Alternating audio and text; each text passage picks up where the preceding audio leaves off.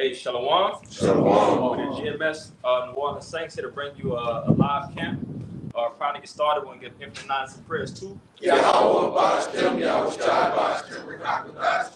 The belongings to the apostles and elders of GMS who taught us the truth. Teach the salutation to the hopeful elect, and you Akim, you Aqua, which is your brothers and sisters in the Hebrew that believe. All right. So kicking it off today on this camp that we kind of solidated ourselves with downtown due to weather, but we here to give y'all the word in the season, out of season. All right. But pretty much the basis of this topic here is going to be us against the world, and wherever the spirit goes is going to go. But started off, kick me off with that John 15 about Bishop. It's the book of John, chapter 15, verse 20. Mm-hmm. It says, remember the word that I said unto you. Yep. The servant is not greater than his Lord. Yep. If they have persecuted me, they will also persecute you. Yep. If they have kept my saying, they will keep yours also. And what color are those words? That's Yahweh Shai speaking, red letters. Red letters, Yahweh Shai speaking. All right. So it's telling you that the servant is not greater than his master. All right. We understand everything that Yahweh Shai been through. The Lord, our big brother of ours who walked the straight path. But ultimately had a gruesome crucifixion. All right, just because of the things that he was preaching. Preaching the word from up high from Yahweh Shai. All right, of all the things that needed to be done. All right, but ultimately, he received that death behind his works. All right. Obviously, it was other things also too that dealt with his reincarnation and so on and so forth. But still, the main point of this thing is that of him pushing that work, which we're doing right now, it's a recompense that's going to come behind it. All right. As I say, brothers can get to me that. Let me go up 19. Kind of go here. It's verse 19. It said, if ye were of the world, Mm-hmm. the world would love his own. Yep. But because ye are not of the world, but I have chosen you out of the world, Yep. therefore the world hated you. The world hated us, But just because, it's like, read that one more time. This verse 18. It said, if ye were of the world, Mm-hmm. the world would love its own. But because Stop right there. If you was of the world would love his own. All right. And again, what it's going to go into is that we're not of the world, so we are going to be constantly hated. All right. Don't be surprised at some point in time when our faces is on the news. So-called that with that T word. I don't want to say it on YouTube if that's one of the banned words to say. But don't be surprised if you're one of those people anti such and such and such and such, and you become a target. Demonized. All right. Yeah, you're going to be demonized of this thing. All right. But don't think it uncommon. All right, because we have these scriptures to know beforehand that Yahweh Shai was looked down upon. Henceforth while he was crucified. All right, they mocked our big brother, man. All these things that he did and all this truth that he was speaking, it was something that was demonized because it wasn't something that was going on. It didn't coincide what was going on with the world at that time. All right, and again, we preaching the downfall of Babylon. This is never going to sit well with anybody. All right, everybody they want to see that 401k coming to fruition.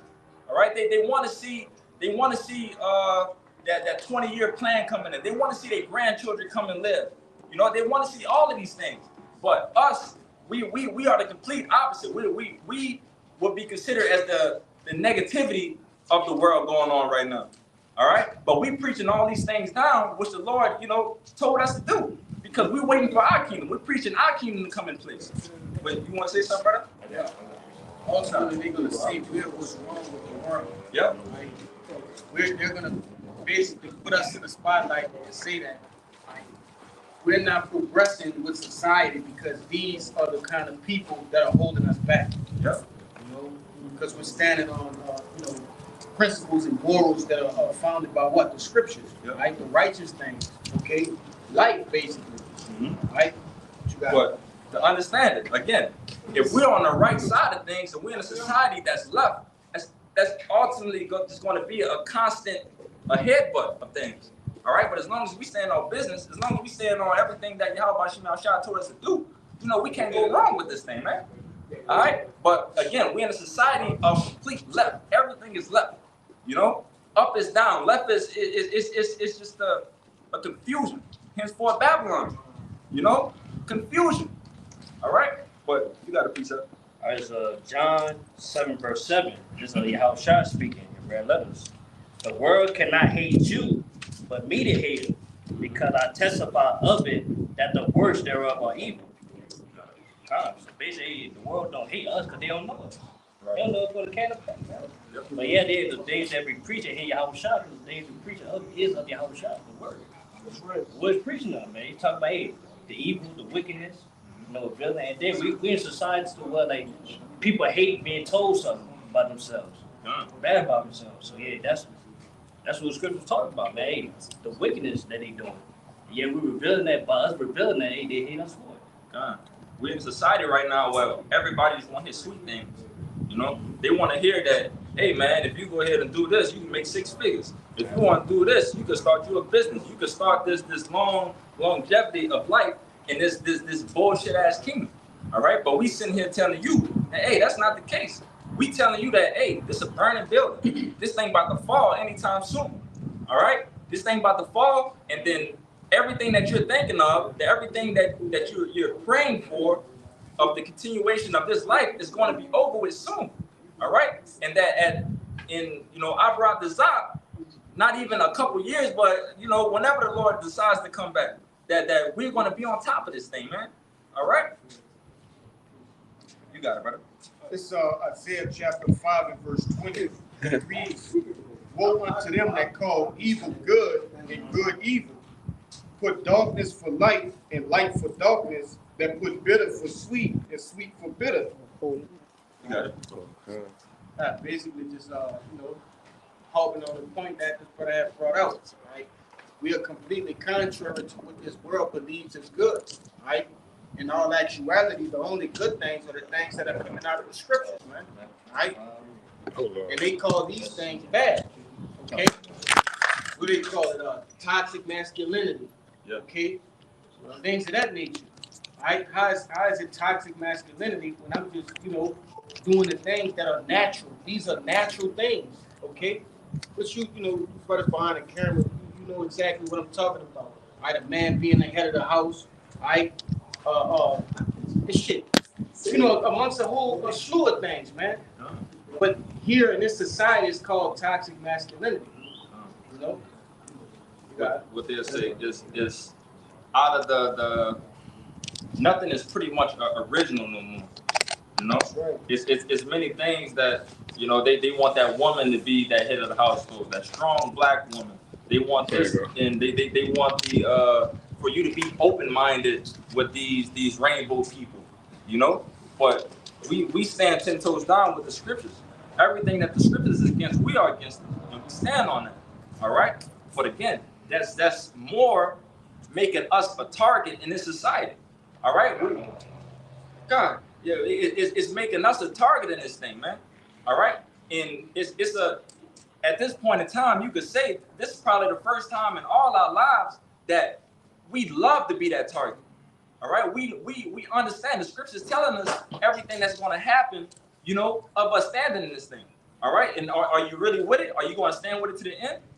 Are you going to stand 10 toes for the Lord? Are you going to receive that crown? Are you going to fold? Are you going to go? Are you going to take that pill and go back into society, go back into the matrix? All right.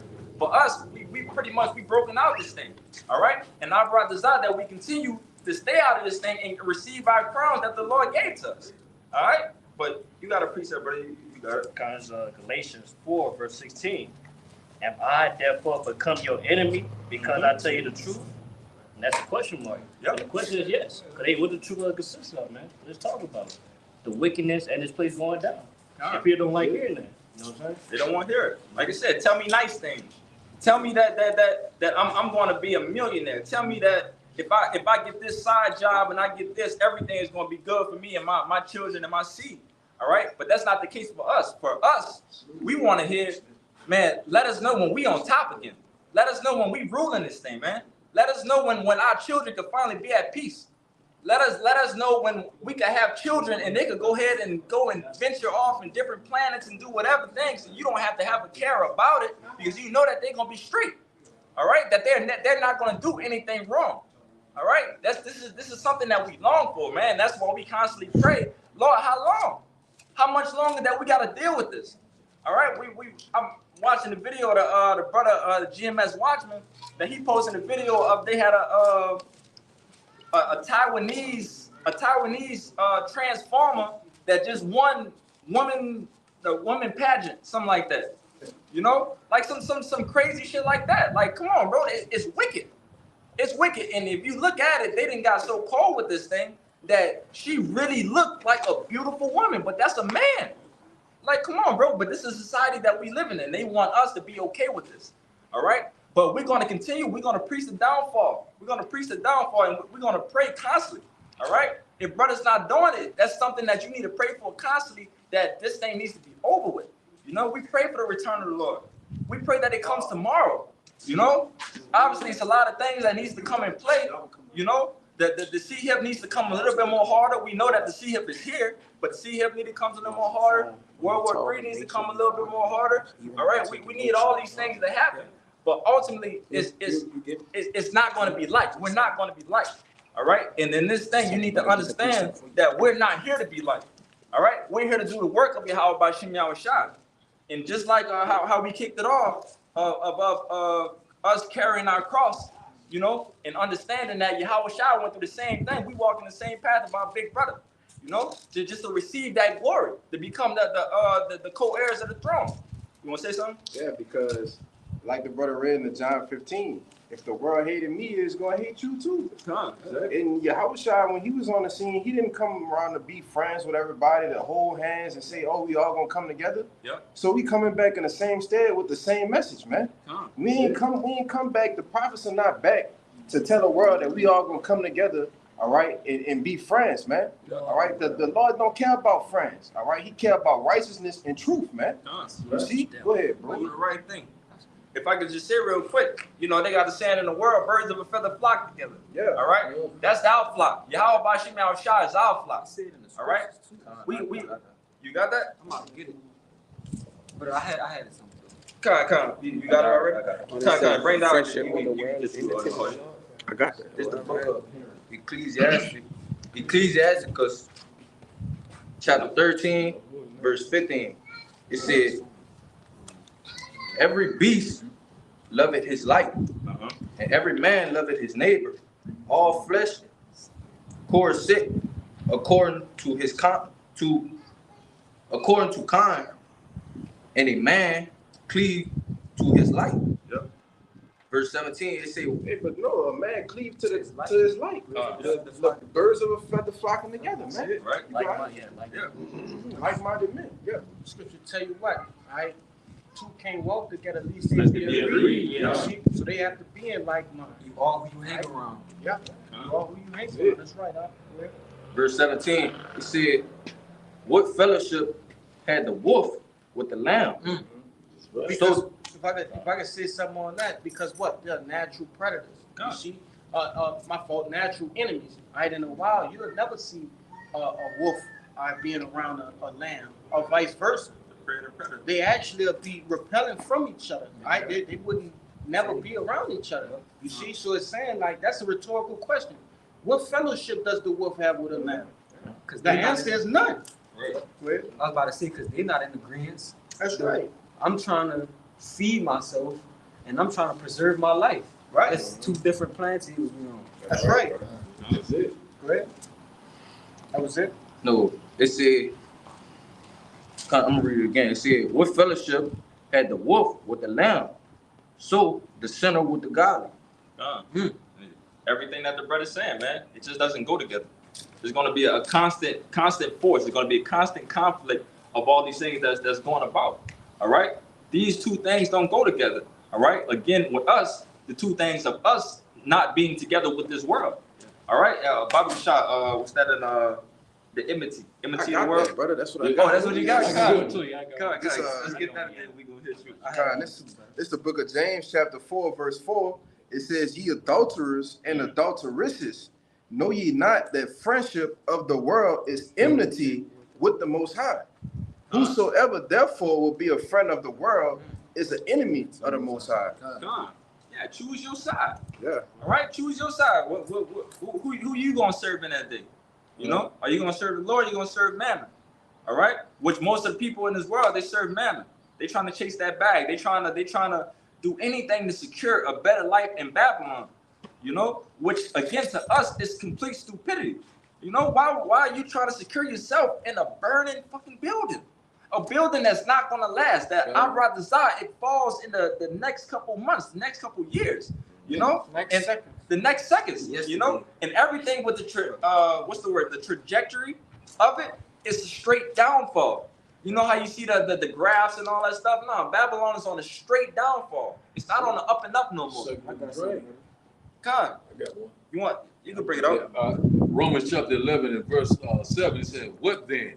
Israel has not attained that which he seeketh for, but the election has attained it, and the rest was blinded." So that's what's going on right now. You know, a lot of people, you know, they constantly are seeking the riches and the value, the importance of this world. You know, that the busybody of this world, they constantly want to do wickedly. You know, that do thy will spirit. But see, the election has attained what the true riches, which in fact is the wisdom, the knowledge, the understanding. So if you're not seeking the Lord, then you're seeking death. That's what I got to do. God, yeah, if you're not seeking the Lord, you're seeking that. That's beautiful, brother. All right, because that's the again, we got the golden ticket, bro.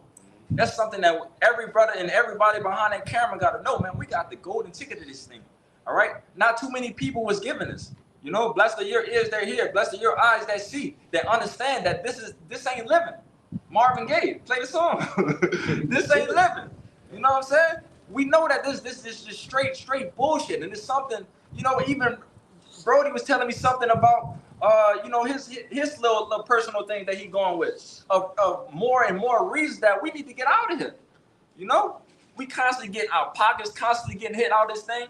We constantly emotionally getting damaged around this thing. This ain't God. Everything is vexing to us out here, bro. And again, it's not meant for us to even enjoy this. All right, because that's why we're in captivity.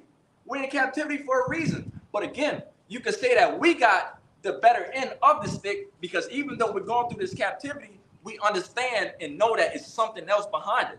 All right, we know everything that's coming behind this thing through the scriptures. You know, by us being locked in with Yahweh by Hashem Yahushai and ultimately Yahweh by Hashem Yahushai dealing with us, we understand that all of these things is something else greater, you know, that's going to come if we continue to push. But you want to say something real quick? Yeah, real quick. Just to back up exactly what this brother talking about. This Romans 8 and 18, and it reads, "For I reckon that the sufferings of this present time are not worthy to be compared with the glory which shall be revealed in us." Con. But you know, I brought that out simply because these are the sorts of scriptures that we read that, you know, keep our morale up.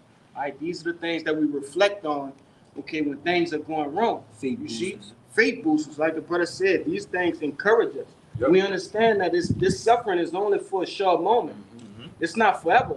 Okay, and that's why the scriptures also speak about what? The truth shall set you free. You see, we have to make you free. That's right, but it said make you free.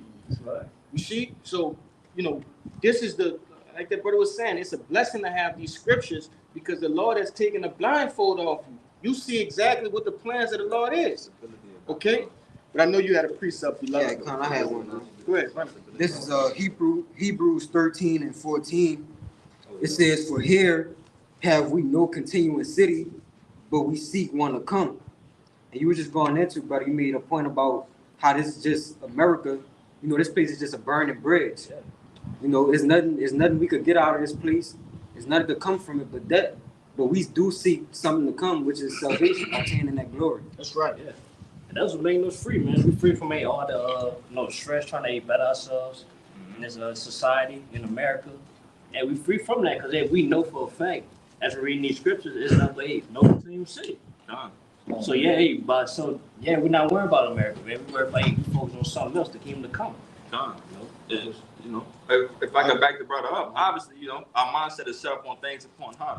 You know, our mindset is set up on things of the kingdom. We're thinking about kingdom. You know, but don't get it twisted that obviously, again, we're still in captivity. We still have to live here until the Lord comes back. You know, that doesn't mean throw everything to the left because you know that this is a burning building. Nah, man, this is a burning building that we have to live in for the time being. All right, but ultimately, it's still something required of us to continue to get our daily bread, and so you know we have to get our daily bread just to pay our bills.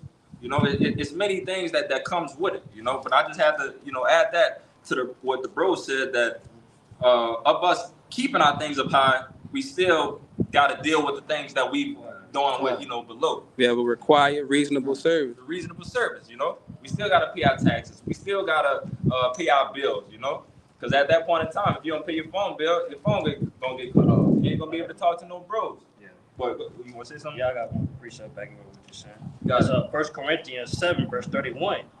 And they use this world as not abusing it. Beautiful. For the fashion of this world passes away. Mm-hmm. So, hey, as the brother was saying, like, hey, we still got to be in while the world's still going. We still got to use the word. We still got to work, pay our bills, things like that.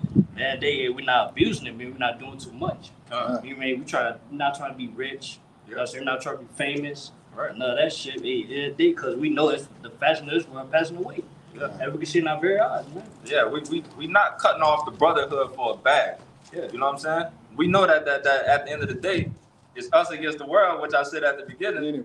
And we all trying to get this crown together, and we know that that lone wolf don't never survive.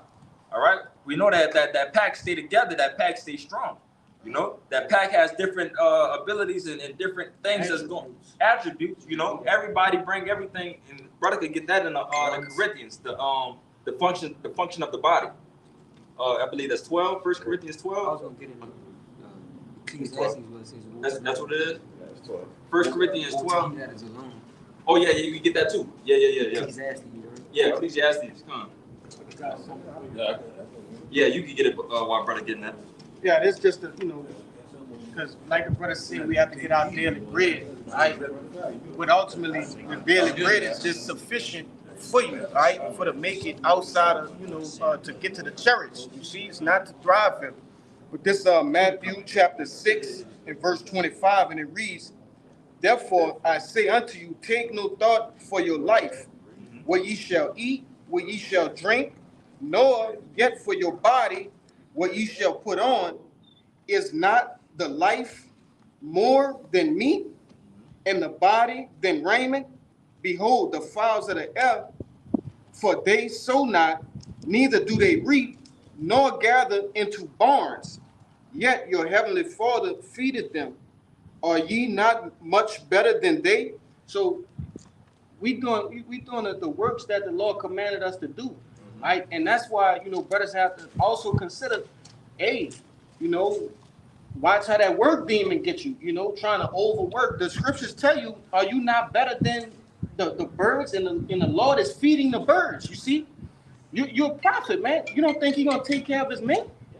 I did listen on that too. I was going to tell you that Matthew 6, that chapter right there.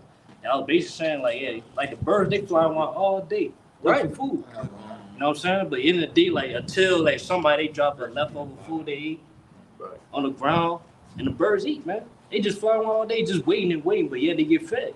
That's right. You know what I'm saying? So hey, same go with us. Hey, no matter what, no matter what, hey, Lord, take care of us. Yeah. Everything we need. If I could say to you, also to add on to you, is that again, these are something that's considered lesser than us. All right? An animal is something that's considered lesser than us. Why? Because we are the princes of Yahweh Shemel Shai. We are Yasharallah. How much is the people that He sat down and created to the teeth? Everything with our DNA, the way that we act, the way that we talk, the way that we always thought, just to get in the depths of all these things. This is something that the Lord did for us. All right. Obviously, the animals they got their functions and everything that they do, but for us, again, we were also blessed with more qualities, you know, more senses. The water. More senses than everything else. Why? Because again, we are Yasharala. We're our brothers are of that number that of you know, of working of the things that's ahead of us, you know? And ultimately, man, we talking about the prophets, man, the spirits that have been created before anything else was created besides Yahushua. You see? Yeah. We talking about from the foundations of the earth. You don't think he's gonna feed those men, right? That's doing the will of him. You know, it's ludicrous to think that he gonna let you starve, or you know, he gonna let you go through things. Hey, you might go a day without eating. Yeah. You might get, you know, put out of your house or whatever. But there's always something to keep you sustained, man. Right? You just have to have faith. When you try to take matters into your own hands, that's a lack of faith, and it's a fear. You see, that's fear. Okay, but you got it. And my boy Rico from Paying the Full said, we're going to eat regardless. You know what I mean?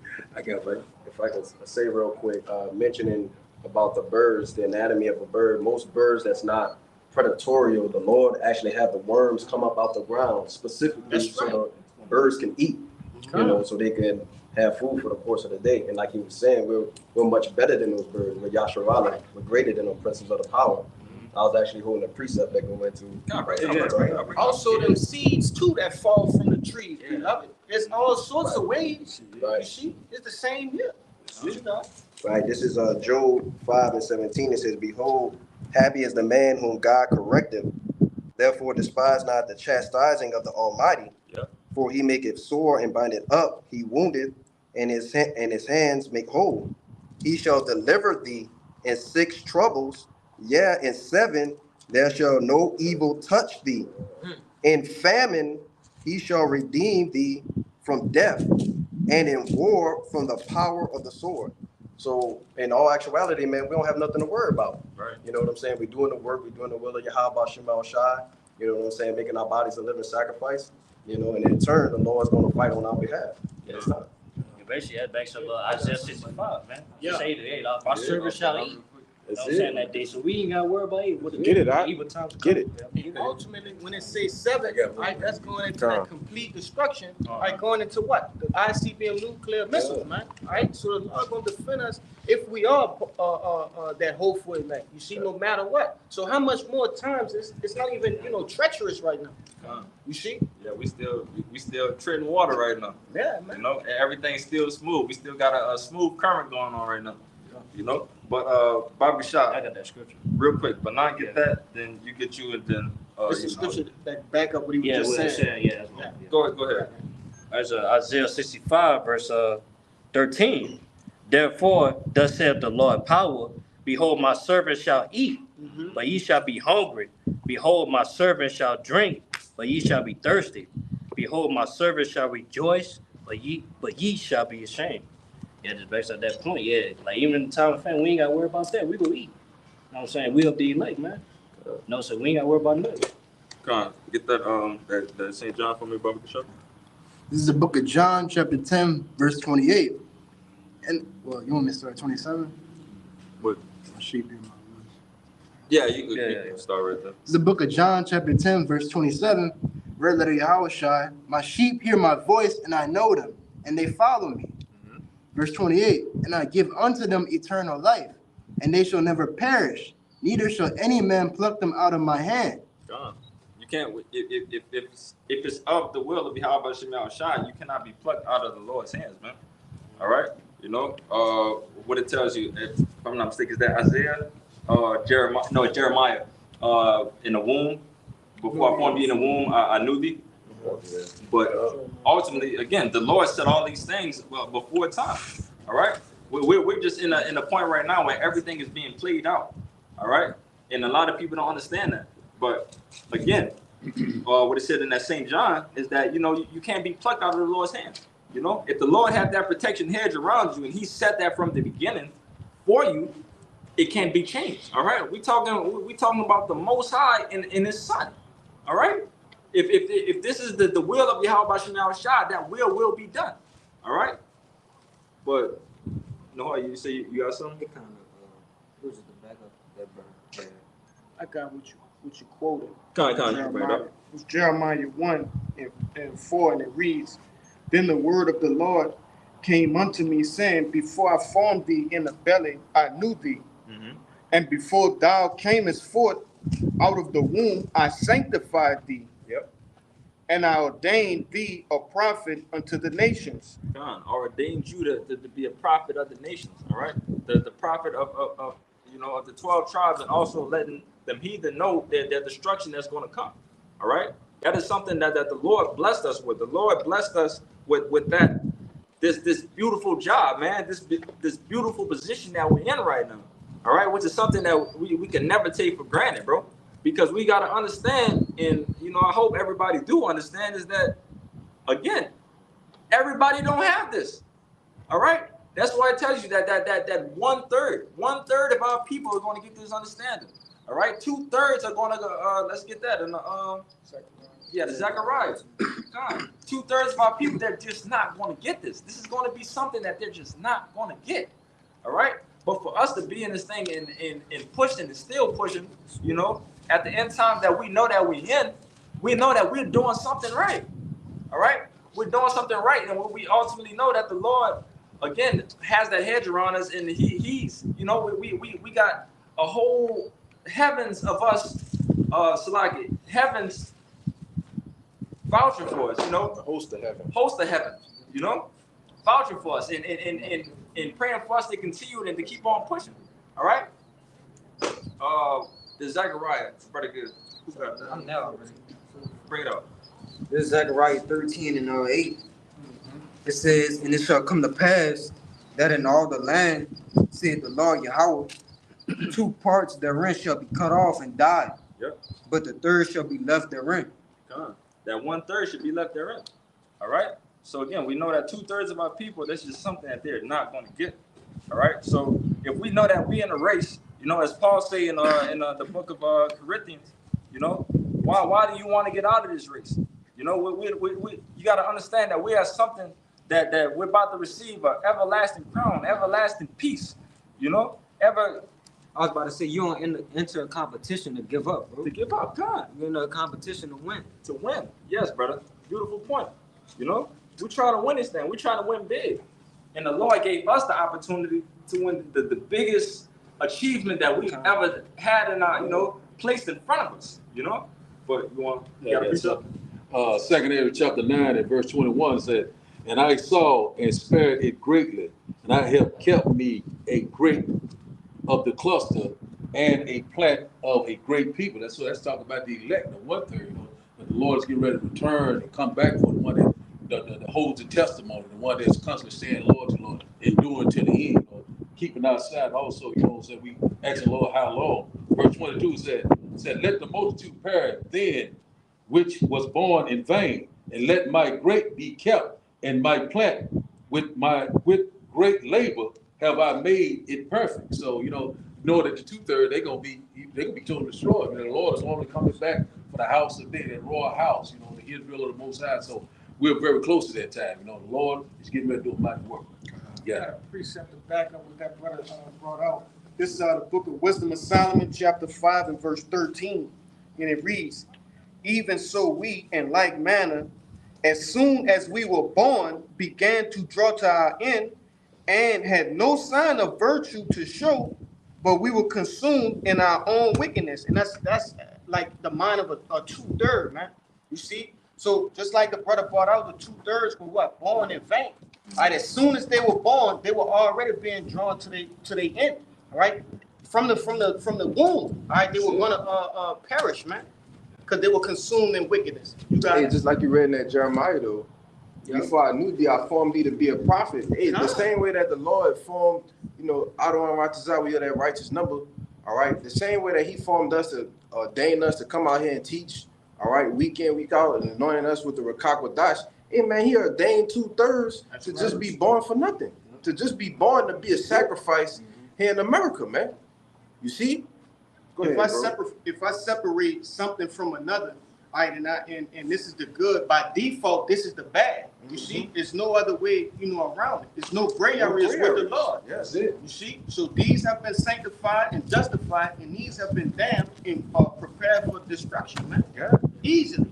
I got something to back y'all up. There's You got- I got one, back you up. It said here, 1 Corinthians chapter 14 and verse 32, it's saying the spirit of the prophets are subject to the prophets. So, hey, you was a prophet back then, you a prophet right now. It's plain itself, So Lord don't make no mistake, Yeah. Go ahead, you got it? He doesn't make no mistake. And again, you're in that position that you need to be in right now. Right? You're in the position that the Lord allowed you to be in. That's All right, Everybody so- standing in their line. Everybody's standing in their line in these last days, and that's how we know that we're doing the right things of Yahweh Shem Yahushua. All right, if you out here, you pushing this word, you're not behind that camera just being a keyboard warrior and all these other things that the Lord doesn't want you to do. You know what I'm saying? The Lord appointed everybody to be on them highways and hedges.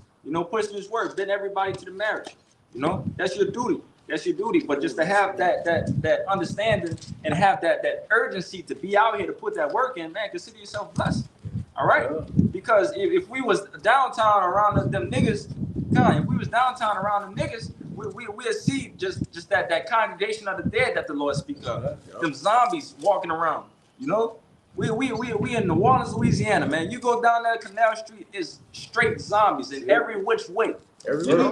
Every week, zombies and demons. That's what we do when we go down to the block. All right, but every now and then you would catch a beautiful sighting of a brother coming into this thing.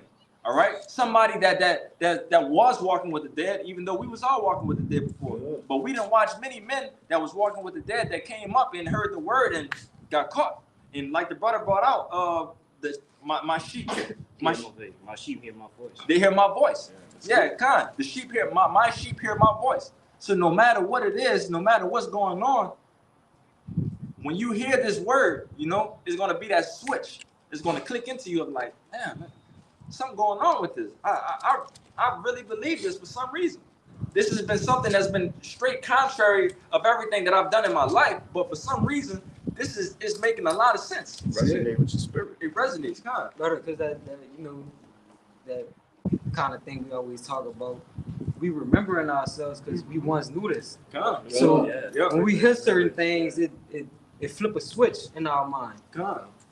Yeah, that's beautiful. Like, because I remember we had that conversation on the phone. Oh yeah. It was like we once do these things, like the saying in the world that it's just like riding a bike. You know what I'm saying? When if you haven't ridden a bike for a minute, it might be weird when you finally get back on it. Even though you know how to ride the bike, but just to get back on it, it's a different feeling. I'm like, okay, I ain't feel this in a minute. Oh damn, it feels good. Okay, yeah, I'm moving. I'm be able to doing this and all the benefits that come from it. But ultimately, again, just that understanding again of us coming back to the scriptures is like riding a bike, man. All right. If it was something for us not to know, we wouldn't get this.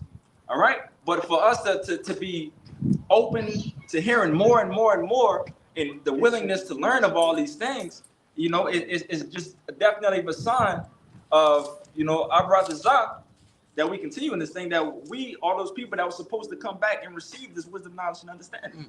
All right. That's something. I got a word for you. This is 2 Peter 3:1. This is this second epistle, beloved, I now write unto you, and both which I stir up your pure minds by way of remembrance. All right, so if you you can't remember something that you never knew. Yep. All right. There's no other way to explain that. Right. Like there's nobody that ever didn't know something but remembered that thing. Right. Like that don't make sense. All right, so that means we had to have been those from the ancient world that was taught these things. You see, and really from the foundations of the earth. But I wanted to grab that word stir up. Okay. Now this is stir up in 2 Peter 3. All right, and it's G1326. Let me I got some. Strong's G1326. De Gairo. All right, and it says to wake up, to awaken, to arouse from sleep. You see, it says to arouse the mind, to stir up, to render active. You see, to activate that mind. So we like sleeper cells. You see, that have been set in time. You know, we like the Terminator damn near. You remember the Terminator? He was a regular dude, and then once it was time, he did what? Got back in the mode and remembered himself. You see? Go ahead. I got this word remember in the online etymology, and it's this remember. It says to keep or bear in mind, to retain in the memory, to preserve unforgotten. But this is the point. It says the meaning, to recall to mind, to bring again to the memory. So if you remember something, you're bringing something that you once knew back to your memory. That's right. That's why I say it resonates with our spirit, man. You see, and just like the elder was saying, I believe that was last week on a conference. We can't be a part of something that we how did he phrase it? You can't be brought back to something you was never a part of, man. Yeah. With the grafting of the olive tree. The olive tree, right. That olive tree can't be grafted back onto a oak tree. Yes. All right. It's not meant. They don't go hand in hand. You know. The Lord is plain and simple with all the things that you know that He put in front of us. You know, it's nothing too major. You know, again. It say also to remind. To remind. To remind. So to remember something is to remind yourself that you once knew this, man. Y'all got it. I got a precept back you up. This is a Baruch 2 and verse 30. It says, "For I knew that they would not hear me, because it is a stiff-necked people. But in the land of their captivities they shall remember themselves, and they shall know that I am the Lord their God. For I will give them an heart and ears to hear, and they shall praise me in the land of their captivity, and think upon my name, and return from their stiff neck and from their wicked deeds." Hey, if I could say real quick, I'm gonna head to you too, brother. But again, where is this going on at? This is going on here in Babylon, America. Babylon the Great, America, bro. You know, we could talk about all our walks of lives, bro, that we was down some dark, dirty paths. You know, again, what the Lord tells us that our righteousness is filthy rags. You know, we know for sure that the things that we probably done before coming to this truth, that we definitely deserve death. We know that. But the Lord putting that mercy on us to come back in these things and coming back into that remembrance of the things, and us understanding that, hey, we're not free. All right, we understand that we're still in captivity, and it's constant more and more things that's constantly going to throw us off of us continuing to be here. All right, we understand that, but again, would the brother read that again, Baba Kishore? This is verse 33. "And return from their stiff neck and from their wicked deeds, for they shall remember the way of their fathers, which sinned before the Lord." God, we should remember the ways. All right, and that's what we're doing right now. We remember the ways of all the wrongdoings. You know, we got these scriptures to see where Israel went off. We know when in Israel, when we're not with our power, we know that we're weaker than ever. All right, we understand all these things. But now that us coming back in this remembrance of things, we know that if we get back with Yahweh Shem Yahushua, man, we can't be touched. All right, and the Lord say that in the scriptures. You know, once that sin is erased from us and we get them spiritual bodies, man, we can't be touched. All right, and we're gonna be with our big brother ruling in this thing, man. All right. Now I wanted to say something, because with that remembrance would also come with that the names of the Lord. Yes. See? Yes. It's what? That's that you know, that key, man. Yep. You can know all you want about the scriptures, the history, you know, whatever. But if you don't, the customs, all of that, you know, if you don't know the names, then you really don't know nothing, man. You need them names. You see, so that also comes with that remembrance, right? But coming back to the things that I got. I think he wanted to make a Oh, point. Yeah, I wanted to say, like, backing up that brother precept he had brought out. That's a key word that's showing that, hey, who are those people? That's us. Who in captivity? You know what I'm saying? Hey, so-called blacks, Latinos, and Native Americans. You know what I'm saying? So that's showing that's us. We're coming back to our nationality. Who we are. We on a rise right now of this is probably the most that you ever heard about Israelites. Of all of my 20-some years of living, I never heard prior to this, never heard nothing about Israelites. Jake was in the churches with grandma. Jake was out here doing all these, all these other things. All you knew about is God and Jesus. That's it. But nobody ever came into the depths of the scriptures to tell you what was really going on. Not telling you that, hey, this book right here, this is our history. This is everything that is telling you all the things from before time and all the things that's going to happen into the future. All right. All we knew is that, hey, do good and good is going to be done unto you. If you do evil, then evil things are going to be done. If you do these evil things, you're going to go to hell. If you do good things, you go to heaven. Like, come on. That was the plain and simple that the pastors gave us. For us coming to these scriptures and coming to the wisdom, knowledge, and understanding, we understand that, okay, that these people bought off. They've been feeding us these wrongdoings, just to keep us in a docile place. All right? In this land where they say that you're not my people. Hosea 1. I got Romans 9. Can bring it up. Bobby, should I get the one I just called? This book of Romans chapter 9 verse 26. And it shall come to pass that in the place where it is said unto them, ye are not my people, there shall they be called the children of the living power. Yeah, that's it. What it be called that we are not his people. What we call that out here? We niggas, we spicks, we tontos, African Americans. We everything that's less than what we're black. All right, that negative connotation of us, we're black people. All right. Nah, we not. We Prince of Yasharala. It's like we are Yasharala. We are the Prince of the power.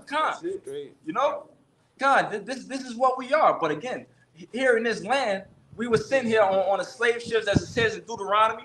Now that we have these scriptures, we can track our history. Not the things that they told us. They gave us bits and pieces, but now we can get down into the I was trying to think of a saying that the brother say, the small and skinny or something like that. Straight and skinny. The straight and skinny, come.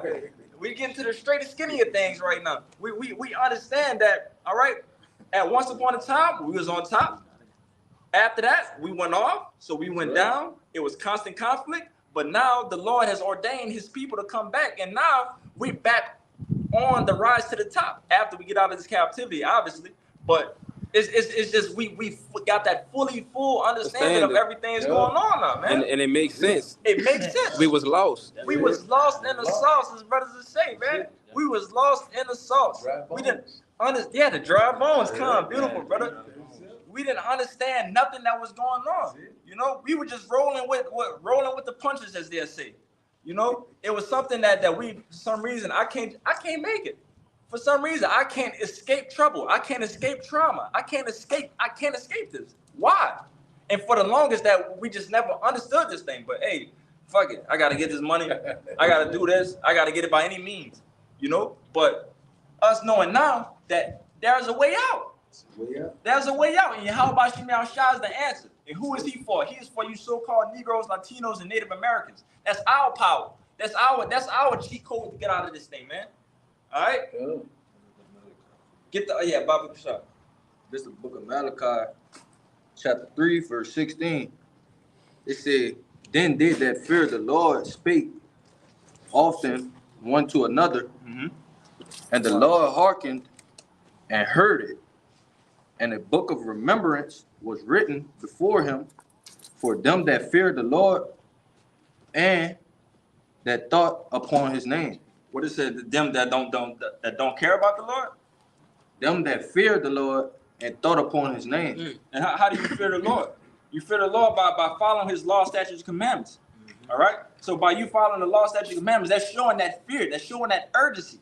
All right? It's faith. Yeah, it shows your faith. It's another one, roughly paraphrasing, the brother could get it. Coming back, finding, doing the Lord's will. Oh, it's in Luke. Salaja, but just that remembrance of those that fear the Lord. All right, coming back into these things. That's what it takes to come back into the Lord. You gotta have that fear. You gotta have that one. And ultimately, you gotta have that spirit first and foremost to come back and come back to the Lord. You know, I'm kind of running in circles with it, but you want to say something? Yeah, it I got said, a precept too. back in that precept that brother just brought out, it said, and think upon the name of the Lord. You see, you don't have to think about the name Jesus. You don't have to think about the name God, right? But those that fear the Lord, hey, they did what? They did a diligent search through the scriptures, through the different archives, and what? Ultimately had faith that those weren't the names. Yeah. Right? That the true names are going into what? The Zephaniahs and the Proverbs and understanding that there is an actual real name of the Lord. And that can't be it. Right. So they did what? They thought upon the names. You see, we are those people. First and foremost, the apostles, man. Abba Bivens, you see? You gotta handle it. And that go back into the remembrance too, because if we remembering, then we gonna remember his name. That's right. Where you need to get the name from those men who serve the Lord who remember. It ain't Yahshua, it ain't whatever everybody else saying. Yes, But also, when you think about it, what has the name Jesus Christ ever done for us, man? That's right. Brought up further, put us lower and lower in captivity, put us in the sleep in the stupor, man. That's right, man. From the times of slavery up to the times of now, man. Jesus Christ ain't never did a fucking thing for us, man. Hey, they put us in the same boat as the heathen. Yeah, Calling on fucking Jesus Christ. The whole world calls on Jesus Christ. And we're not of the world, as the Lord said. So why the hell are we calling on Jesus Christ? Doesn't make no sense. All right, if we're in the same boat as these fucking heathen talking about, oh man, Jesus saved me. Oh, Jesus will save this and that if you repent and you come back to his name. Nah, the Lord is not for everybody. The Lord is for his people. But you want to say something, brother? I was about to say that the name Jesus Christ itself, brother, just damns us. Yeah. Because it allows you to be a homosexual. It allows you to be anything, an adulterer. Because Jesus love everybody. Yeah, it coincides with the beliefs of America, man. Everything that America wants you to do feel as if it's the right thing to do, all right, or you can accept this. They use the name Jesus, man. All right, and which this brother brought out a good point when I'm doing the diligent search. You go back to the letter J, it didn't even come into vision until the 1500s. So man. how that's his name? So how that's the name? It tell you when Yahushua was on the scene that he was speaking what? Latin, Hebrew, all right? And he called out the Saul in the Hebrew tongue, man. Go ahead, bro. I got one. This Zephaniah 3 verse 9. For then will I turn to the people a pure language, that they may call upon the name of the Lord and to serve him one consent. Read it again now. It's Zephaniah 3 verse 9. But then will I turn to the people a pure language, that they may all call upon the name of the Lord to serve him in one consent. Flame. Yeah, it just backs up the point, man. There's no way to explain it. What's that prayer language? The Hebrew. The Lashawan Quadat. That's it. That's the only way we'll come up with the name, man. What's they just show you right there? The name is in Hebrew, man. What's it? Yahweh, why Yahweh? This brother got something real quick. It's in the fruit. Yeah. The fruit chapter 1. Yeah, it's in Y'all got one for that? Yeah, well, I'm wait for it. It's Sirach 17 verse Yeah, right there. We got it real quick. I got it. For the same. This book of Sirach, the first chapter, verse 1, it said, for the same things uttered in Hebrew and translated into another tongue have not the same force in them. And not only these things, but the law itself and the prophets and the rest of the books have no small difference when they are spoken in their own language. And that's our language, man. Which holds the power. That's the language of the Lord, man. So if we have the power behind us, Yahweh Bashim Al-Shah standing behind us, and that's what it says that's no other language holds that same amount of power as the Hebrew. And as the brother kind of went into when Yahweh Shah knocked Saul off the horse, he spoke to him in Hebrew. All right. Again, henceforth, while we are Hebrew Israelites, we're not black Israelites. We're Hebrew Israelites. All right. That's where our foundation comes back from Israel. We are the real people of the land. again, kind of wrapping forward with the book of remembrance. All right, because it says in Revelation that it's like the Jews. 2 and 9. 2 and 9. I know them that the synagogue of Satan. The synagogue of Satan. Yep. 2 and 9. 2 and 9. Barbara, shot. Grab that real quick. Got it. Yeah. Bring it It's up. Revelation 2 and verse 9. It says, I know thy works and tribulation and poverty, but thou art rich. And I know the blasphemy of them which say they are Jews and are not, but are the synagogue of Satan. They are the synagogue of Satan, man. All right. We again, us, and ultimately, first and foremost, of the Spirit being pushed down to our elders apostles to put this work in, to give us this understanding of things, that we finally, again, coming back in that remembrance of things, coming back to be like, hey, okay, we are the people that was in captivity, all right? We are the people that was pushed out of the land, all right? The scriptures go coincides with each other of us being pushed out of the land, pushed to Africa, and pushed to America, all right? And us not being in that land anymore. But you want to say something? Because we identify with the curses. God. Everything that Moses told that would happen to us, and you go into the book of Deuteronomy, the 28th chapter, we identify clearly with those things. There's nobody else on the face of the planet Earth that identifies with that. Who are the ones that were brought over here on cargo slave ships? Who are the ones that were brought into Egypt again with ships, man? Sold on auctioning blocks. Sold on auctioning blocks. Children of the slave trade. Yes. And that's just one category of things. That's not even. Who forgot who they was and then came back in the remembrance? We the only people that don't know who they are in America. Everybody know who they are and where they come from. Go ahead, make your point again. Oh, okay. The Spirit bearing witness who are the children of Israel, but I got one Isaiah chapter 60. I got one right quick. Isaiah 60 verse 1 said, arise, shine, for thy light is come, and the glory of the Lord is risen upon thee. So we seeing right now that we come back in our remembrance, come back in our heritage, our nationality. So we know that we are the chosen people of the Bible. We know who the Lord names is, Yahweh Bashim Yahweh Shai. And also we know that that the Lord's getting ready to come to deliver us. Let's go into verse 2. It said, for behold, the darkness shall cover the earth, and gross darkness the people, but the Lord shall arise upon thee, and his glory shall be seen upon thee. So a lot of people right now knowing who these Hebrew Israelites are. You know what I'm saying? They seeing right now. We understand on the house of byway.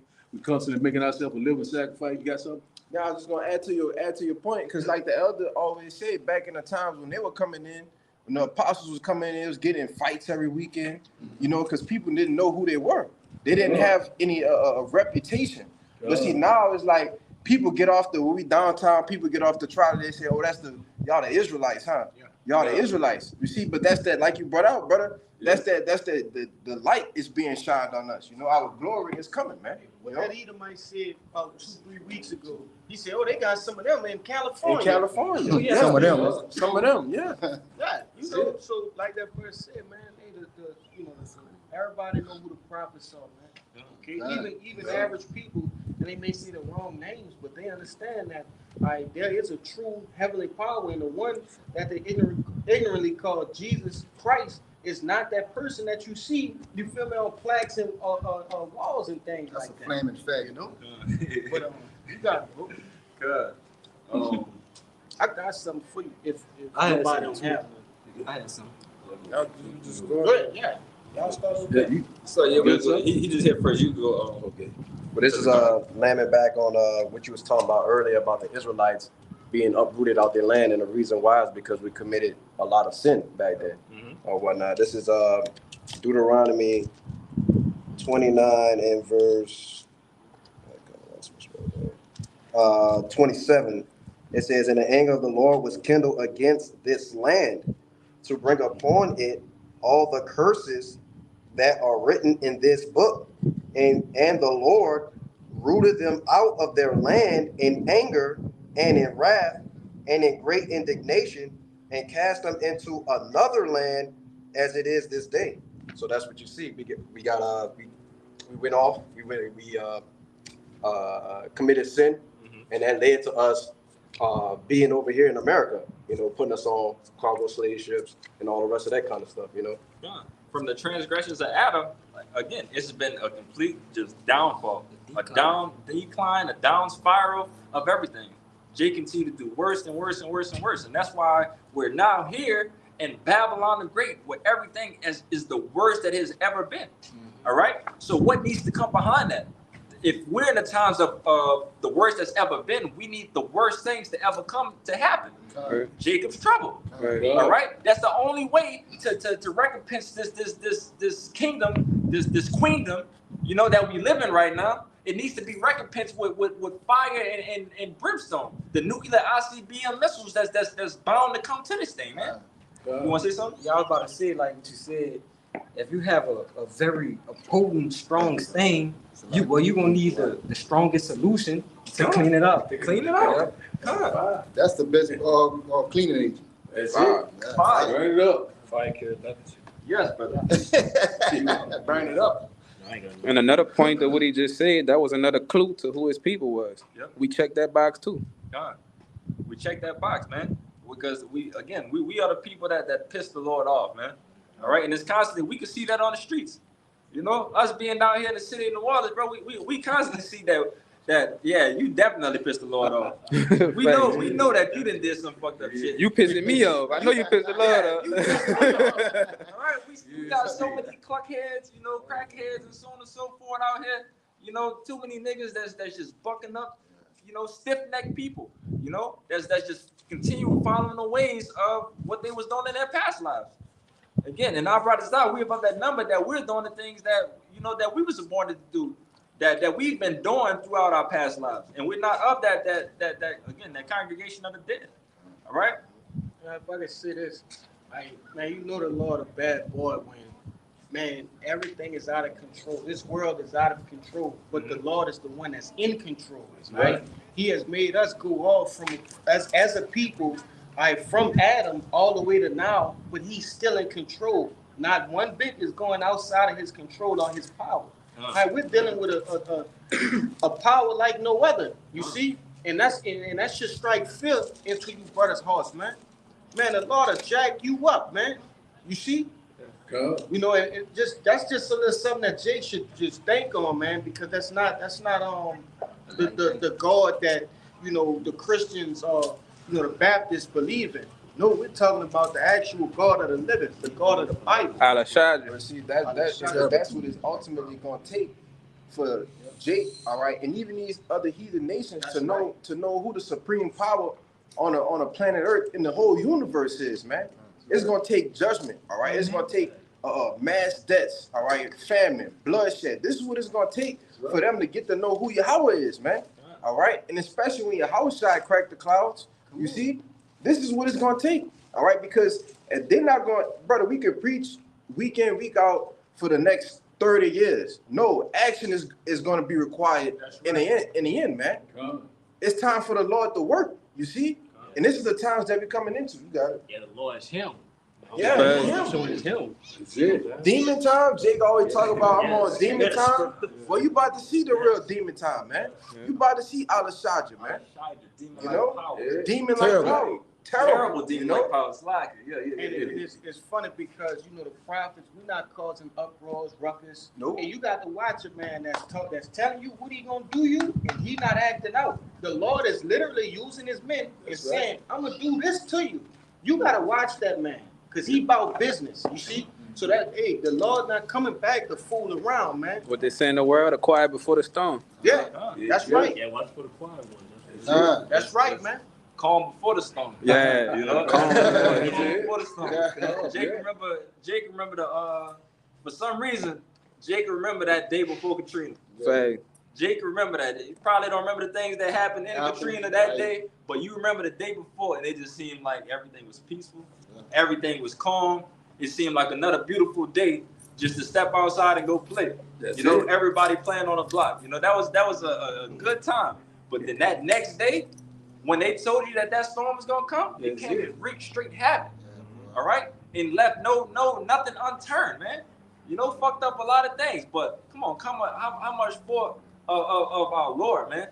Our Lord that's talking about all these things that He gonna do. Because contrary to popular belief, He not coming back for peace. If brother could get that in that Matthew. He's not coming back for peace. He's coming back with a sword. He's coming back to get bloody and vicious. You know. Yeah, get that. As Romans 9 verse 17.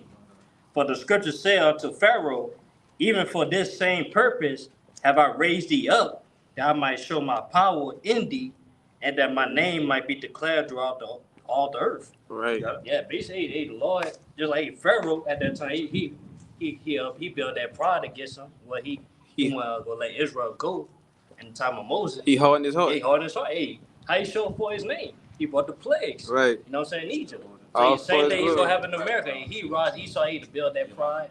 No. He gonna fulfill his NWO. Hey, to the end, everyone will come through, man. All for his glory. Everybody gonna magnify the Lord. Everybody will know the Lord is the power. Kind. You know what I'm saying? You got something, Hezekiah? Go ahead. Yeah, this is going into what you was talking about, Esau basically being the modern day Pharaoh, and how the Lord used him, and then in turn is going to flip the judgment on him. This is Romans 13 and verse 4. Go straight to the point. It says, "For he is the minister of God to thee for good, but if thou do that which is evil, be afraid, for he beareth not the sword in vain. For he is the minister of God, a revenger to execute wrath upon him that doeth evil." So we have Esau Edom as the sword of the Lord. Yeah. And even though the Lord sent Esau Edom out to do his work, the Lord is still the master player behind Esau doing the work. He's actually really wielding the sword.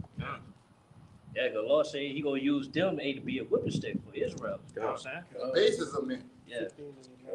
But it's all for his glory, all of that. He holding his heart just to rain terror down so everybody can spread his name and have respect and fear for him. Read it one more time. 13 and 4.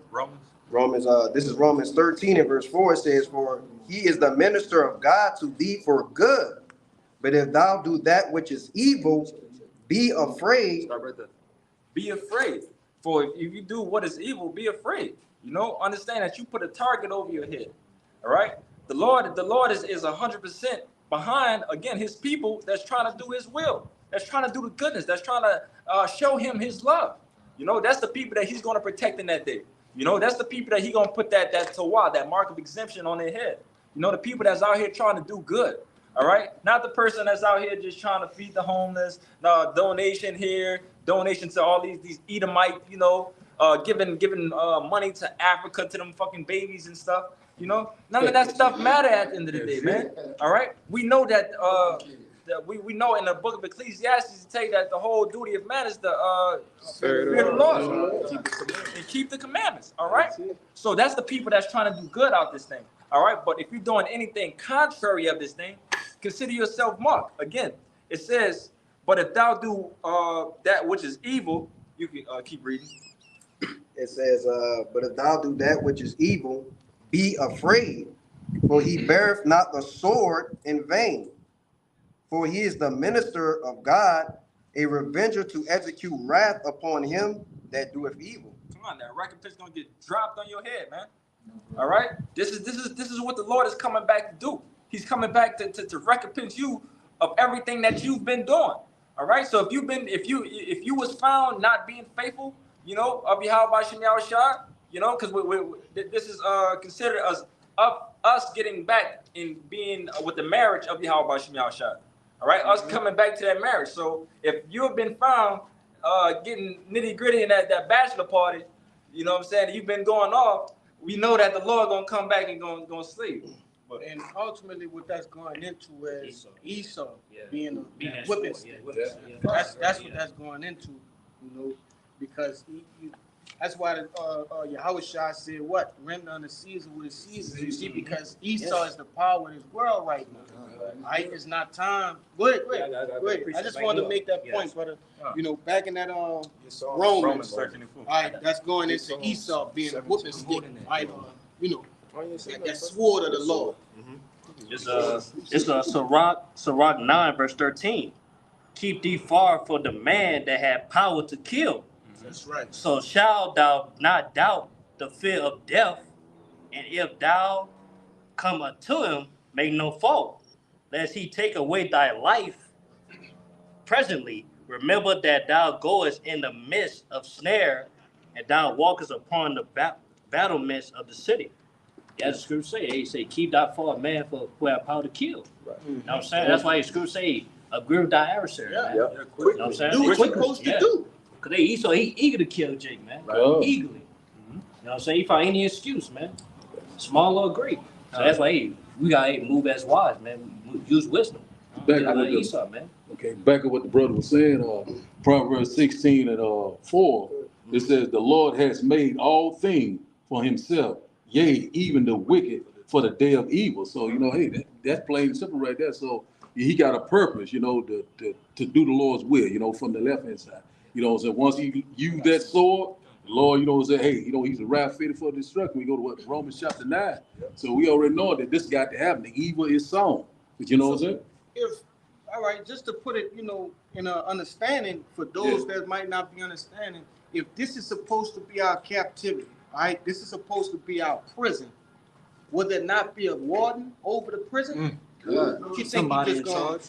That's hard. You know, what you think you just gonna run around the prison? No, you got to have the Lord put this devil over us, all right, to Purpose. fuck Jake up, man. Jake can't just do what they want to do. Now, man. You see? That's why when we leave here, we gotta come back in a certain amount of time. We got 2 weeks to return back to our prison. He put that gun in his head, didn't he? Put it in his head. It's yours. Yeah, boy. Con, this Psalm 17 and 13. It says, arise, O Lord Yahweh, disappoint him, cast him down, deliver my soul from the wicked, which is thy sword. You got it, Brian. Yeah. So like, no. Con, So like, I'll read it again. Psalm 17 and 13. Arise, O Lord Yahweh, disappoint him, cast him down, deliver my soul from the wicked, which is thy sword. the wicked, which is thy sword. Esau, Edom. You know, deliver us from out of that captivity. You know, because Esau, Edom is the one. You know, his face is on a dollar. You know, his name is after all of these countries. You know, we understand. We know who is the ruler of this world that we living in right now. All right, and we pray. You know, to get away from that. Deliver us away from this evil man, which is the sword, which is the brother just read. Yeah, y'all gonna say because Esau, he building up that advanced technology, man. He could kill Jake, man. Which it's saying in Ezekiel where it say, hey, Lord, by sharpen sword. I'm roughly paraphrasing. Ezekiel, Sword is sharpened. Yes, sword sharpen. Yeah, I have one, brother. yeah. It reads here, arise ye and depart. Call the scripture out. Okay, this is Micah chapter 2, verse 10 through 12. I'm gonna just read 10 because y'all brothers already know. It says, arise ye and depart, for this is not your rest, because it's polluted. Everything over here in this land is defiled, man. So we getting as a nation of people. I'm not talking about the immediate brothers here who's learned. I'm talking about the ones who's not learned, Israelites who's not learned. They're polluted. You know what I'm saying? And they don't even realize it shall destroy you, even with soil destruction. Go ahead, you can break it down. Yeah, arise and depart, man. Again, the brother said this is not our rest.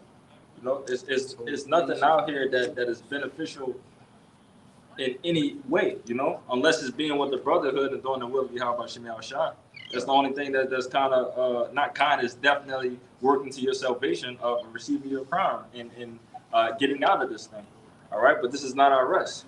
You want to say And something? ultimately, you got to make the point too, because Jacob take that scripture and say, "Man, I'm going to fuck back to Jerusalem." Right. You know what I'm saying? That's not going into that. Right? That's talking about spiritually removing yourself. Right? Doing away with these different doctrines that these people are believing in. Right? Understanding and going back to what you brothers had went into so beautifully. All right, that remembrance. Okay, returning back unto our power, Yahweh Ba'Shem Yahweh Shai. You see. Coming back to the Lashuan Kodash, right? The truth, ultimately, right? Because Jake could take that precept and, you know, think they can just check out and doing the wrong shit, man. You gotta depart You know? spiritually. That's right, huh? Because why would you? And I'm gonna go even further. Why would you leave the place where the salvation is supposed to happen? Right? Through the scriptures. Salvation, the salvation gonna happen here in America, man. Trying to say this, so Go ahead. No matter, let's say you was to leave her, Job 9:24 says the earth is given into the hand of the wicked. So you can't really escape what you think you escaping. That's a good point, man. Great Gonna point. Flee to the like Jacob said, going back into the land, going back to Israel. That's some Jakes that they need to do. But come on, man, over in the European country, this is what how Shabbat is gonna, Make it make sense, Yeah, bro. make it make sense. You go back to Israel. Oh, we from Israel. I'm gonna go back to Israel. You gonna get hit with a fucking nuke, man. The Lord said And he you was still gonna gotta place fight. us over there. Yeah. We ain't said we were gonna place ourselves. Bring that out. Yeah. This is Isaiah chapter 52, verse 12. It said, "For ye shall not go out with haste, nor go by flight, for the Lord will go before you, and the God of Israel will be your reward." Read the first part. Reward. Reward. Yeah, get that in the I'm blue. I got that. Read it again, Bubba Shop. It said, verse 12 again, it says, "For ye shall not go out with haste, nor go by flight." Stop right there. Backing up beautifully what the brother, mentioned. With that Micah, was that Micah 2 and 13? 2 and 10. Slack Micah 2 and 10. That being the spiritually being spiritually to depart away from all the philosophies and all the doctrines, not being locked in any type of way. But right here in that Isaiah that the brother just read is telling you to not physically, you can't physically escape this thing. All right, you can't physically take a flight to get out of this thing to save yourself. All right, and continue reading, Baba Gashar. It says, "For the Lord will go before you, and the God of Israel will be your reward." I got that word for you. Get the word. It's the word reward in the Strong's Concordance. Strong's H622. Asaph. Asaph, all right, which means to gather, to receive, to collect, to gather an individual into the company of others. You see, it says to assemble, to be gathered. So you got it. To be gathered, we're gonna be gathered again with Yahweh Shemel Shah first and foremost, but then we're also gonna be gathered again with the elect. Everybody's gonna come together. We're gonna be called up before that time of destruction. You know what I'm saying? Scarcely missing these missiles. Our brothers are way above that number. Scarcely getting out in this thing, man. But you Right, he got it. You got it, Banan. This is Jeremiah chapter 3, Verse 18. verse 18. In those days, the house of Judah shall walk with the house of Israel, and they shall come together out of the land of the north. Hold to on. Yeah. Go ahead. You got it. Read it again, Bobby Show. Jeremiah 3 and 18. In those days, the house of Judah shall walk with the house of Israel, Which is the southern and the northern tribe. Go ahead. and they shall come together out of the land of the north The land of the north, which is America, Babylon. Go ahead. to the land Babylon. that I have given for an inheritance unto your fathers. And to the land that he have given to us for the inheritance of our fathers. Back to the real motherland, not Africa. We're not. Yeah, we're not Africans. Okay. Jerusalem is the motherland. All right. This is where the Garden of Eden was. This is where everything started from the beginning of. The hub of the earth. You see, if you want to put it in those terms, this is the actual hub of the whole entire earth, man. Not America, Jerusalem. All right? I got it, brother. You got it, brother. Bring it up. Galatians 4 and 26 says, "But Jerusalem, which is above, is free, which is the mother of us all." The mother of us all, man. Not Mother Africa. Yes. Like these niggas want to say. The motherland. Motherland. No, the true motherland is Jerusalem, man. But that just shows that, about people just being completely confused out of this thing, that they've always longed to be a part of something, of us being out of that remembrance of things. Because we all used to say that. We thought that Africa was the motherland thing. We thought that we need to get back to our people. you know, we need to get back to Nigeria. We need to get back to whatever. We didn't know really where we was from, but we thought since we was African Americans, we need to get back to Africa. Because All that's right? where they told us we came from, bro. That's where they told us that we came from. How you gonna be two white boys? Skip your African. But that's how you gotta. That's why I get when the elders say like you gotta know the history to know the mystery. Yeah. Because in the book of remembrance, we understand that okay, Jerusalem is the mother of us all. We're not from Africa, bro. We didn't come from Africa. God, but again, harping the point even more, you know, we've all longed to know that we was a part of something. Mm-hmm. We knew that we had to get back to something. We had to get back to our land. All right. But now in the scriptures, we finally understand that, okay, the point that we was looking at is not here. It's not Africa. It's Israel. And the holder of that to get us back in that land is Yahweh Shai. You know? Because we now have eyes that we can see. Because we can see. We can see these things. We can understand these things. All right? We can understand completely that those people that's in that land is the financial rulers of, you know, the entire earth. You know? Yeah, them J double O's. You know, we're not going to spell them out correctly, but them J double O's that's over there. The small hats, like the brother like to say. Gutter rats. Them gutter rats. You know what I'm saying? God. I got a precept. This is Jeremiah 16 and verse 13. It says, therefore will I cast you out of this land into a land that ye knew not, neither ye nor your fathers. And there ye shall serve other gods day and night, where I will not show you favor. Verse 14, therefore, behold, the days come. Oh, hold it right there. Read it again when they say that we cast in the land. That your fathers have not known. It says, therefore, I will cast you out of this land into a land that ye knew not, neither ye nor your fathers. God, you can stop right there. I believe that's was it 2 Kings that talks about the archery. Second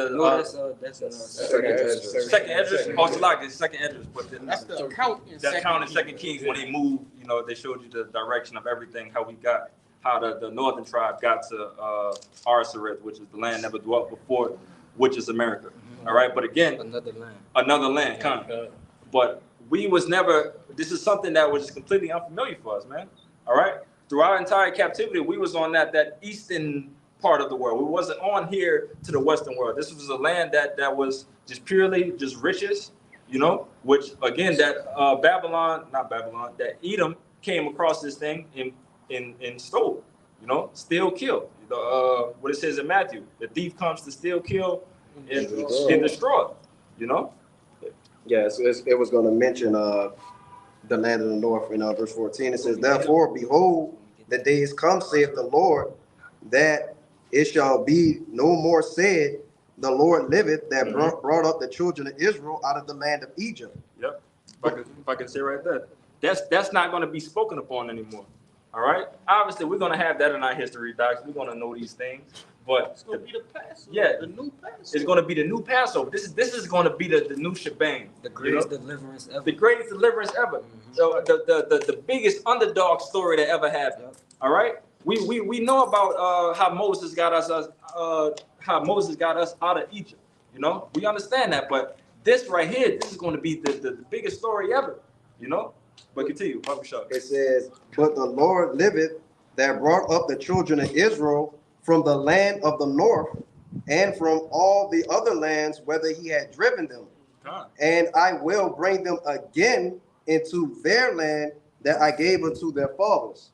Even our brothers that's scattered around the world, man. It's out there in Australia. That's out there in the islands. Yeah, the islands, whatever you can mention. They've got brothers in Tokyo, Korea. You know, all of these brothers going to be rounded up again. That's been doing that work. All right. But again, it's not going to be spoken of all those things at the aforetime with Moses. This is going to be the new story of how he got us out of this thing and how he then wrapped us all together. You know, you Israelite foreigners, you know, and wrapping us back together. The northern and southern tribe is coming back together again to our land. You know, back to Israel where we belong. All right. You got a little bit more? No. Yeah, if I could make a point, because you had the deliverance of Moses, right? Yeah. Moses led us out of through the Red Sea. All right, the great wonders that the Lord did to lead us through to the land of Israel this time. Well, on the second deliverance, all right, from the spiritual Egypt, it's gonna be led by who? Yahushua, man. Yeah. All right, when Yahushua come back, crack those clouds. All right, when he get busy, all right, put it in a nutshell, beam us up, we be changed. All right, and then we go in the wilderness, you know, for the time of the kingdom of heaven being built up. Okay, hey man, that's gonna be way greater than what Moses did. You see, because what? It's Yahushua. It's the Son of the Most High. Go ahead, bro. I was about to say on top of that, bro, you got to think about this also the worst estate, worst captivity we ever been in. Exactly. We coming from not even knowing our nationality, bro. So you know our deliverance have to be great. Yeah. Deliverance has to be great, man. All right. Again, with the remembrance of things, we're in the land of our captivity and just coming back full, fledged to the best of our ability. Of course, we can't get everything correct out here. It's many things that we just can't do. We can't hold the law, And again, that's why we have the Lord here. That's why the Lord is that mediator in things. He came down and experienced all this BS. And now that's why, again, he's that middleman of rekindling that relationship with Yahweh. All right?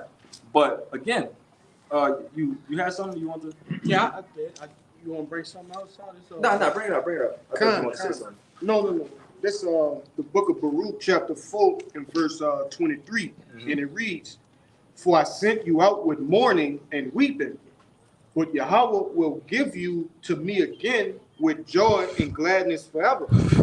Like as now the neighbors of Zion have seen your captivity, so shall they see shortly your salvation from our power, which shall come upon you with great glory and brightness of the everlasting." I brought that out because what this brother was going into, man. Hey, we are, and it's a collection of everything the brothers have been bringing out, man. We have been sent out, with mournings. Okay, we have lamented. We have waxed worse and worse. And now we're on that turnaround point. We did a 180, starting with the elect. You see what I'm saying? And now we're being given back unto Yahweh. Through Yahushua, man. But you better got it.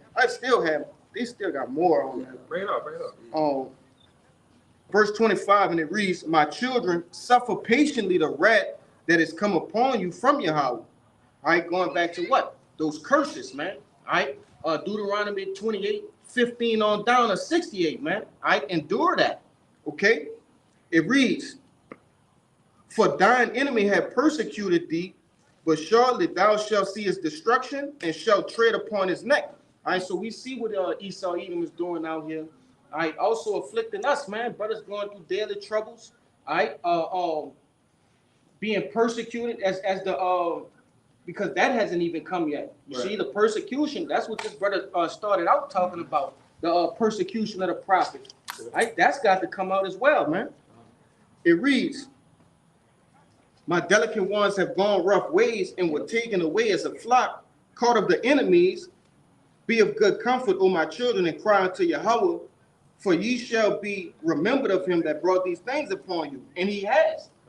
He has remembered us because we have remembered him. We started praying and crying back unto the Lord, man. So in turn, what? He hear our cry. He hear the cry of the elect, man. You got it. All right. You had something up enough? It passed. Con. You bring it up. Micah chapter 4 and verse 10, it said, "Be in pain and labor to bring forth, O daughter of Zion, like a woman in travail." That's talking about Israel. It said, "For now shalt thou go forth out of the city." That city is talking about 7 AD Jerusalem. It said, "Thou shalt dwell in the field." The field means the world, but we scattered the four corners of the earth. It said, "And thou shalt go even to Babylon." Babylon the Great, talking about America, aka Babylon the Great. It said, "There shalt thou be delivered, and there the Lord shall redeem thee from the hand of thy enemy." That's where we at right now, So all the persecution, all the affliction that we went through, but the Lord said He's going to deliver us, and he's gonna put these curses on the other nation. God, brother. Get that wisdom and silence from the brother. Because ultimately, it's what I was just talking about earlier. It's the biggest underdog story ever, man. This is something that's just is not expected to majority of the world. All right, but we know these things. We know at the end of the day that the Lord is coming back for us. We know that the Lord is coming to save us. But it just doesn't. It might not seem right or look right in other people's eyes. But hey, man, the Lord did what He did. All right, and He's going to do what He's going to do. But bring that out for me. The Wisdom of Solomon 5. This Wisdom of Solomon, chapter 5 from the top. It says, "Then shall the righteous man stand in great boldness before the face of such as have afflicted him, and made no account of his labors." Verse 2, when they see it, they shall be troubled with fear, with terrible fear, and shall be amazed at the strangeness of his salvation. They should be see that last part again, strange. The strangeness of his salvation. No, it's like they should be amazed at the strangeness of their salvation. All right, it's not going to seem so uncommon because what they'll see us. Some people probably see us in the world and man, I know this nigga. He used to do that. He used to do this and that and the third. He can't be doing anything right. You know, they'll think of us of can't get right. You know what I'm saying? Wearing dresses on canal. Wearing dresses on canal, man. This ain't nothing that's common. Like what is he doing to you know receive anything good? Everything that he's speaking of. You know, they think that we're preaching everything to nothing. That it means nothing. That these words that we're speaking means nothing. Holds no weight. All right, but that's not the case. Continue reading, Baba Kishan. Let's see. Let me start at verse 2 again. Yeah, it said, when they see it, they shall be troubled with terrible fear, and shall be amazed at the strangeness of his salvation, so far beyond all that they look for. Because they definitely didn't see this. They definitely didn't see so-called young Black Latinos and Native Americans out this thing pushing the word. You know, this was something that wasn't expected at all. If somebody was to written this up in the script, they wouldn't believe it. You know, and they still don't believe it. That's why a lot of people walk past us day in and day out. They think that like the elder Ariala beautifully brought out a lesson. They don't believe that a younger man could teach somebody older about something in the scriptures. You know, they don't understand that the age of somebody that's been in the spirit longer than somebody that hasn't been in the spirit. You know, they don't understand that the Lord put that wisdom and knowledge on a boy that's probably about 16 years old. And he could teach something more than somebody that's 40, 50, 60. 12. You know, 12 years old. Read that last part you just read. It said, so far beyond all that they look for. Go one up and then come down to that. It said in verse 2, it said the strangeness of his salvation so far beyond all that they look for. Right. Ultimately, that's talking about the chariots, man. Right? Because who would have thought that, you know, like this brother went into, right? So-called Negroes, Latinos, Native Americans, right? Friends and family. Like we all have families, brother. And you know, these people, they don't look at us as, you know, what the scriptures are telling us that we are. All right, Lord willing, we are those people in the scriptures. All right, and also when those chariots come, man, hey, they don't think we about to, you know, get picked up in the chariots, man. You see, so that's why it says so far beyond what they believe, man. You know, yeah, keep going, man. Verse 3, and they repenting and groaning for anguish of spirit shall say within themselves, this was he whom we had sometimes in derision and a proverb of reproach. Yeah, you can start right there. And brother, can you get the word derision? Baba Kishan? Again, just land backing on I got it. Bring it out, Baba Kishan. It's the word derision in the online etymology. It says to ridicule to mock, subject to ridicule or mockery. That's it. Mockery, you know. We are mocked, you know. What it tells you that we are fools of. That's what you got it. Yeah, I'm getting it. Yeah. Come on, It's gonna say that in that too. come. Never finish that out. Come. This verse 4. We fools accounted his life madness, and his end to be without honor. Keep going. My fault. No, you break that down. Yeah. One more time, read that last part again. Verse 4. It said, we fools accounted his life madness, and the end to be without honor. Come on, man. These people seeing us on this block, man. They don't believe in us. They don't believe nothing that's coming out of our words, man. You know, they're gonna go ahead and grab some catfish after this, some crawfish. You know. I'm gonna say like DJ Khaled said, they don't believe in us. Yeah. God did. God, yes, brother. Yes, brother. God did, you know. But again, we look like clowns right now, bro. Well, and apparent to everybody else. To us, we don't look like clowns. We look like Yasharala. We look like princes of Yahweh Shem Yahushua, because we out here doing this thing, man. All right. So us out here doing this thing, that's that motivation to keep on pushing and knowing that the brother said you brought out with the cluster of the grape, you know, with that small sanctuary of the Lord that's out here doing this thing. All right. But I can make a point right there. Come on, go ahead. You can read that part where it said about the madness again, bro. This verse 4, it said, we fools accounted his life madness. Yeah, because people like to say, bro, family members, all like, oh, that nigga crazy. He talking about the Lord coming back and destroying, Spaceships. the UFOs as chariots, and people think we crazy, brother. Spiritual powers. Another thing too, yeah, just because we don't have like the fanciest cars, you know what I'm saying? We don't have the finest material things. They said, how could we? How could the Lord deal with us? But I had this. No, you can get it right after, but it's we talked about that on the phone too, brother. The fact that it sounds like something crazy. Like if I was to tell you, hey, brother, this bitch about to be destroyed by nuclear fire, and then after that, we're gonna have spiritual powers.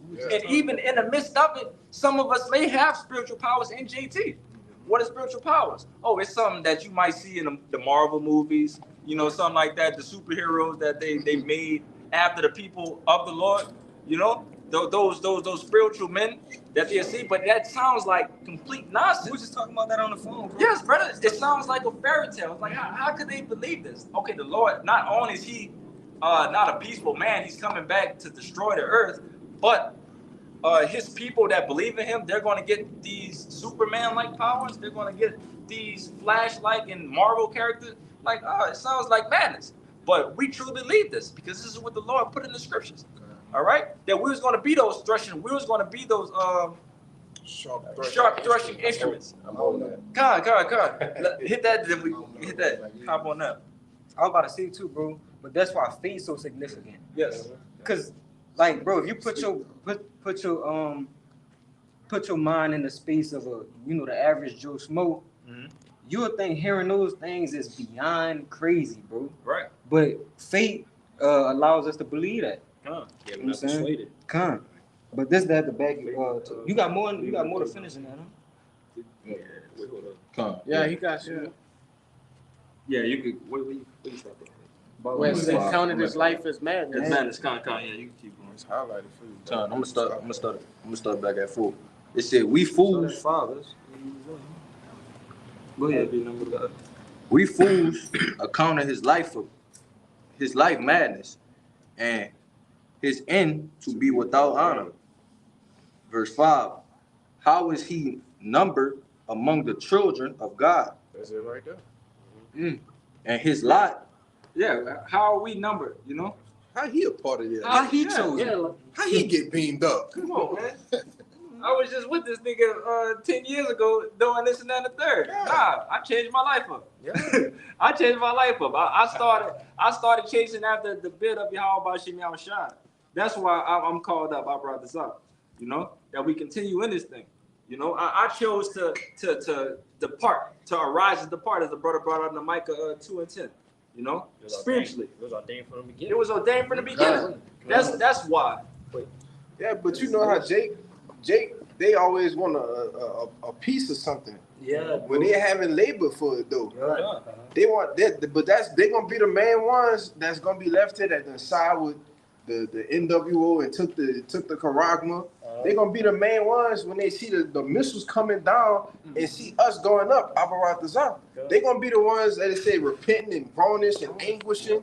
How the fuck you get beamed up and then they gonna get hit with a nuke? You see? Eat that bitch. You want to know why? What? You wasn't with me shooting in the gym. Yeah. You wasn't with me shooting in the gym.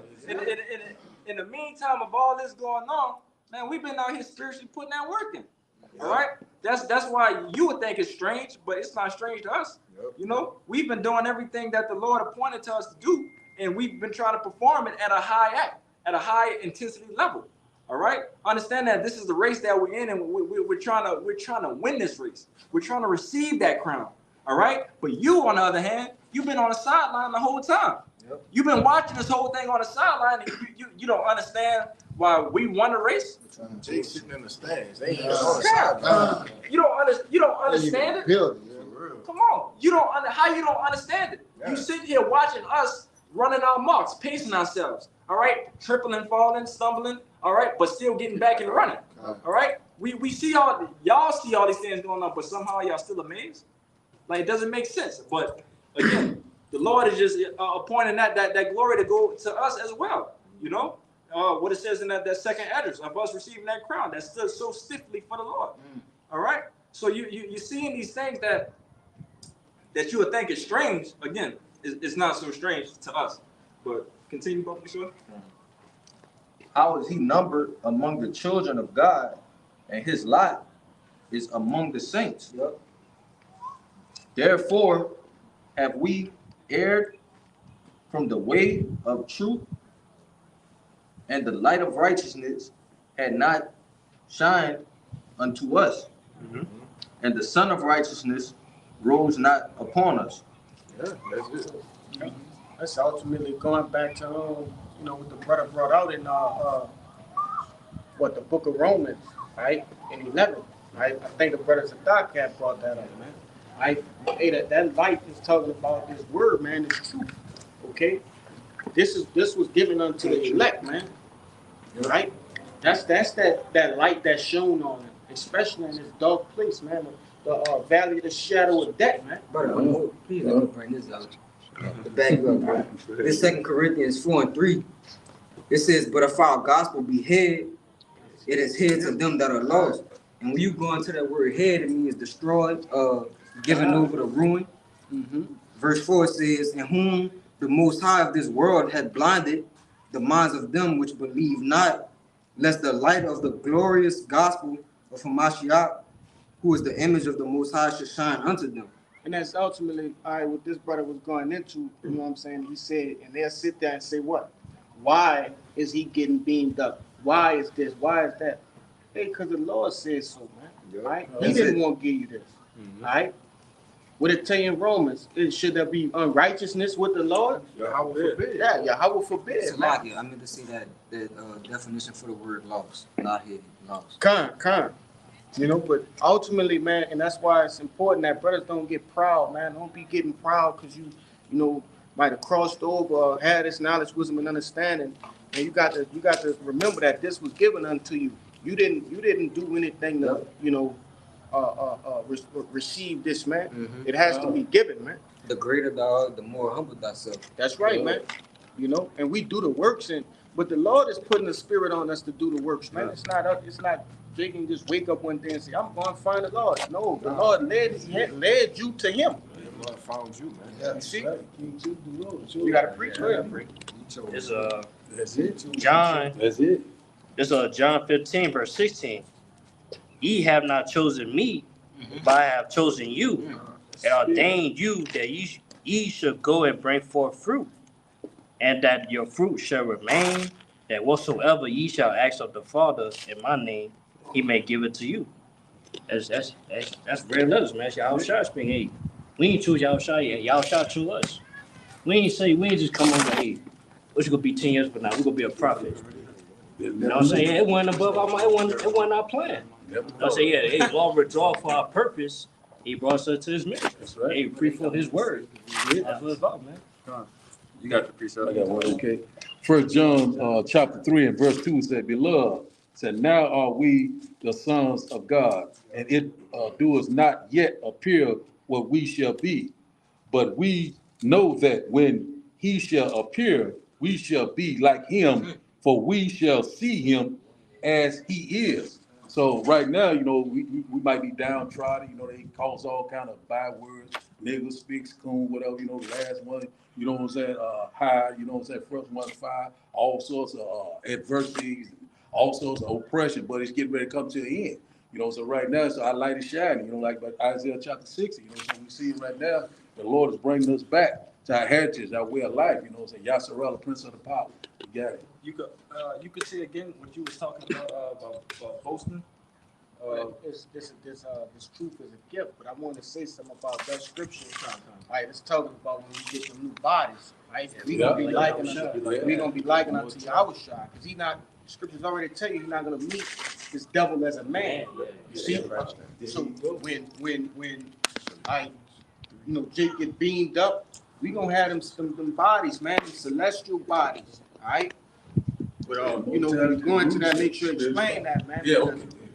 Then that glory, they gonna the world gonna see that glory then. I try to keep short and simple, you know. Oh yeah. Just not getting no one I want to go to. Yeah, you good, brother. Yeah. Just want to make sure. Yeah. Immortality.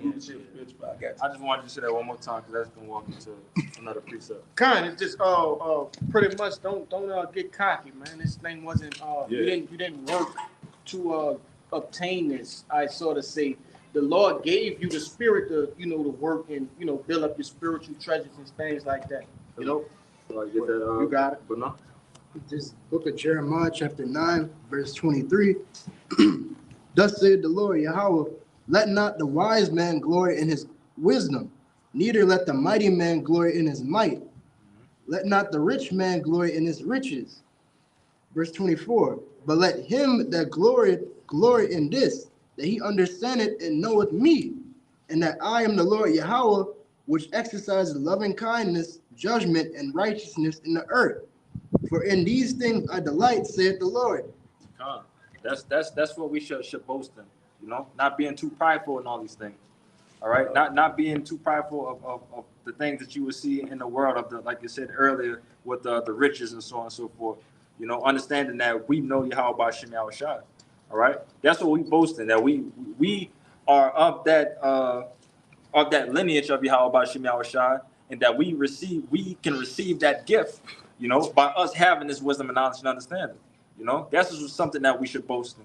All right, that we have that higher power. That higher power is given to us. Not of our own doings, but something, again, as the brother mentioned, something that was gifted to us to hold on. But I got some. You got something? This to back up the point you made. This is Proverbs chapter 16, verse 18. It says, "Pride goeth for destruction."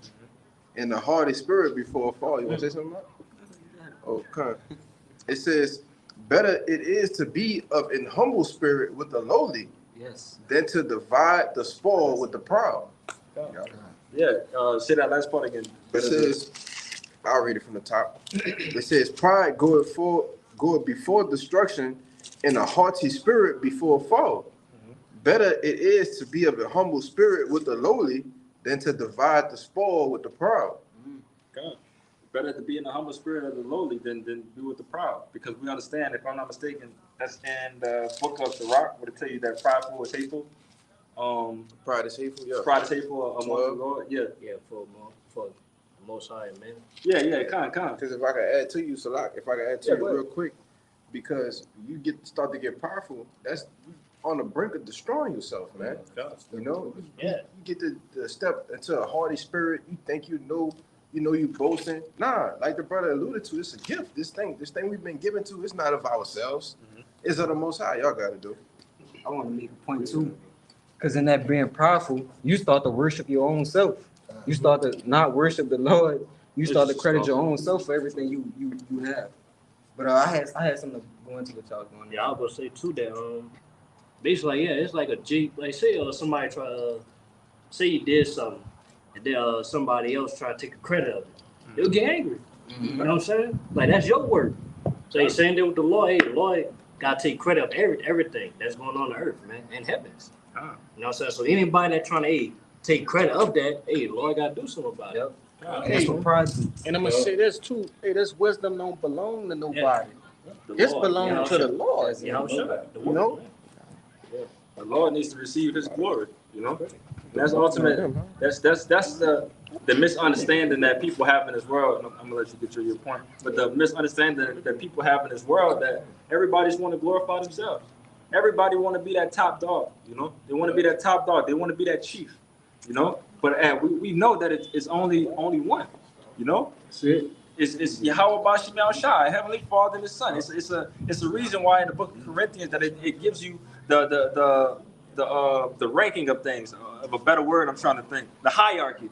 It's a hierarchy of things, all right? So we need to give praises to the things above us, all right? And we completely understand that. But again, people in this world, everybody, they want to be, you know, all these other camps, not all these other camps, but some of these dudes in other camps, they want to act as Yahweh Shai, you know? They want that role. Why they just constantly just go off with certain things to just glorify themselves. Now we give all glory to Yahweh Bashim Yahweh Shai. Come on. But I just had this. This is Sirach 3:17. It says, "My son, go on with thy business and meekness. So shalt thou be beloved of him that is approved. The greater thou art, the more humble thyself, and thou shalt find favor before the Lord."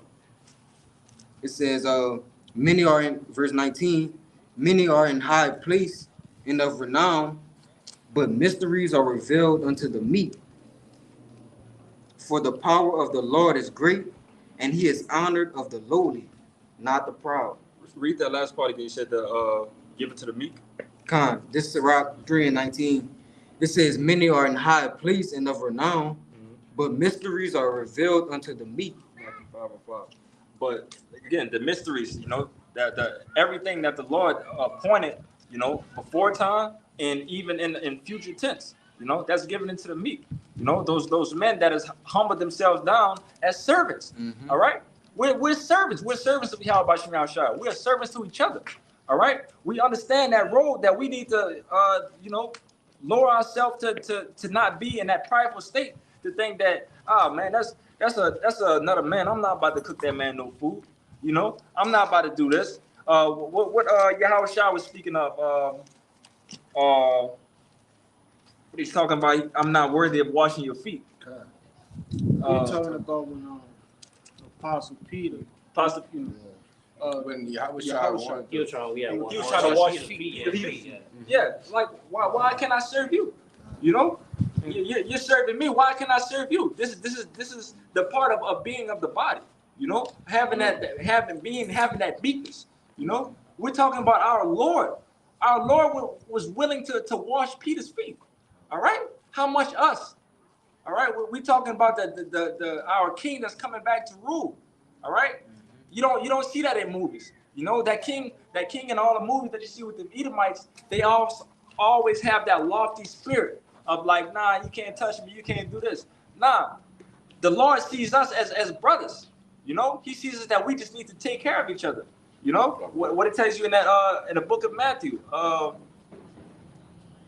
It talks about the second greatest commandment. Second greatest commandment of Khan. If you go hold that, if you know where it's at. I know it's Matthew.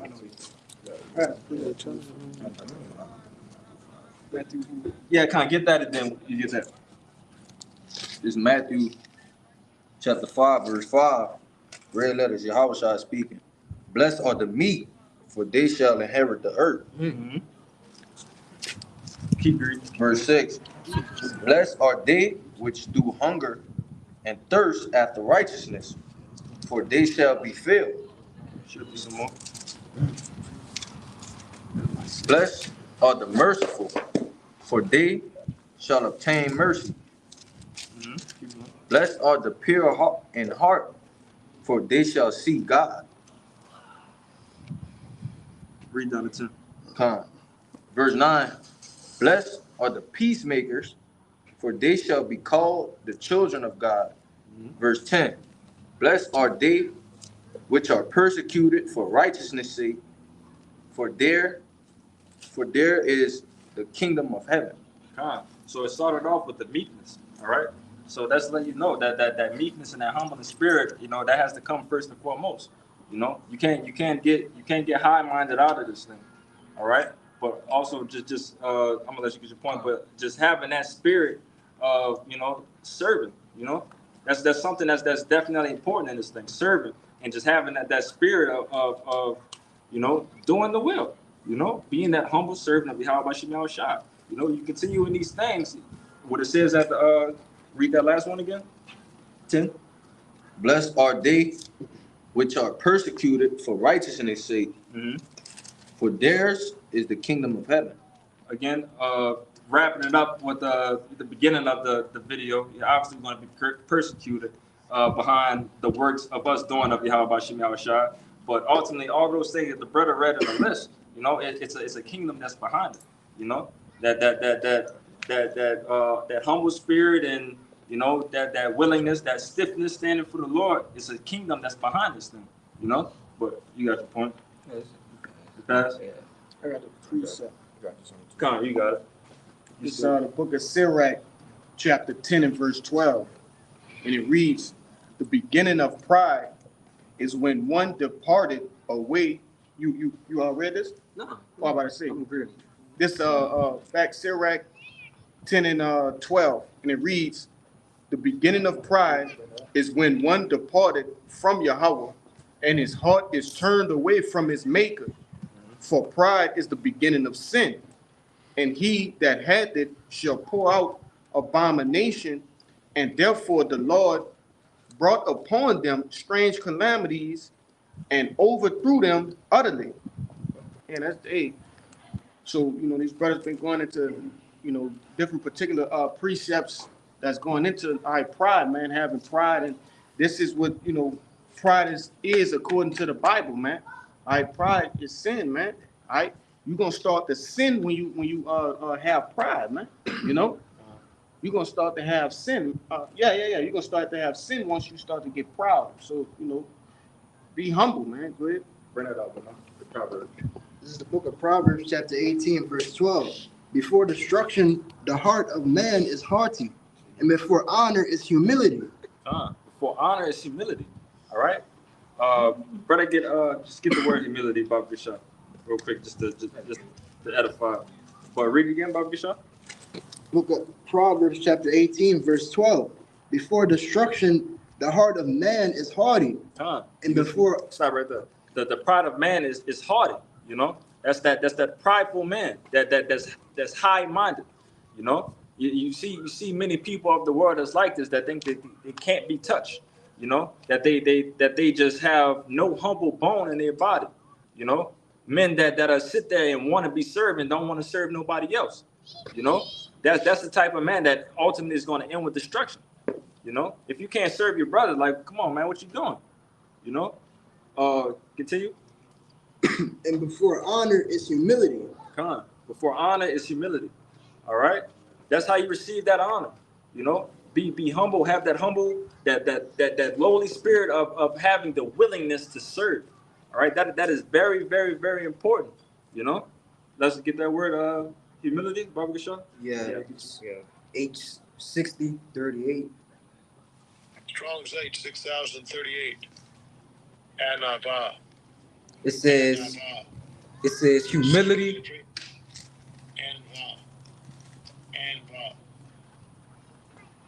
It says humility, meekness. It's pretty much it. I got the word humble, because that word humility goes into the word humble. This is the word humble. It says of persons. It says submissive, respectful, lowly in manner, or modest, not self-asserting, obedient, lowly in kind, state, condition, or amount. But that's literally it literally means like on the ground or like low to the earth as well. You know, so you being humble, all right, as your Hawashai was, you know, you ultimately being having respect for one another, all right, which ultimately goes into charity at the end of the day. You know, we can lead humility with charity, all right, and being fervent. You got it, bro. I would say Yahushua, he's that main example. Yeah. That's brought about that account, man. Because Yahushua knew he was about to be the king. You know what I'm saying? He knew that everything was gonna happen. So he couldn't be like, was the king. He was the king, yeah.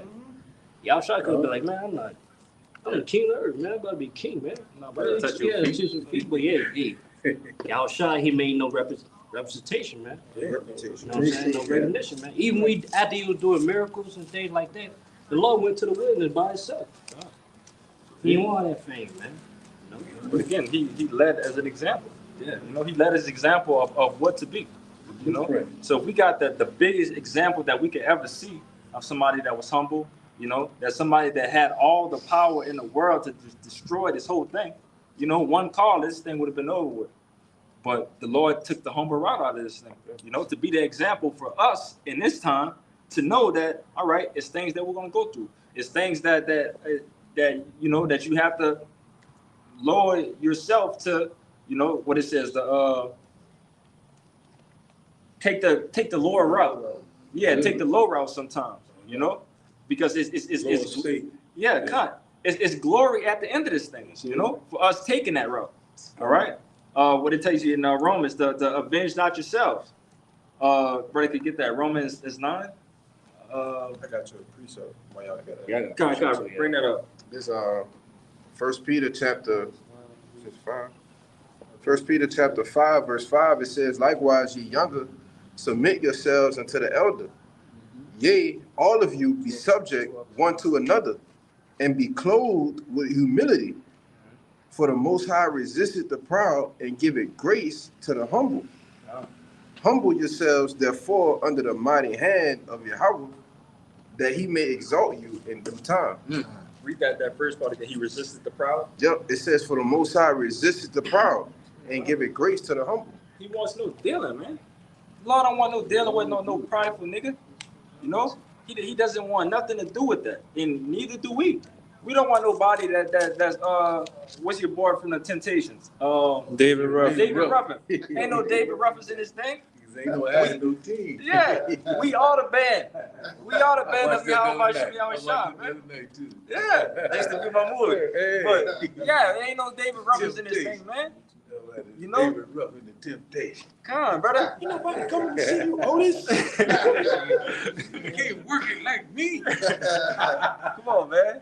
Hey, Yeah, I got you ended up on that crack. Kyle, if I could just say real quick, we understand that the Lord, he's the lead singer of this thing. All right? We're the backup of him. We doing everything in the back and making everything more glorious for the Lord. You know, we bringing him in.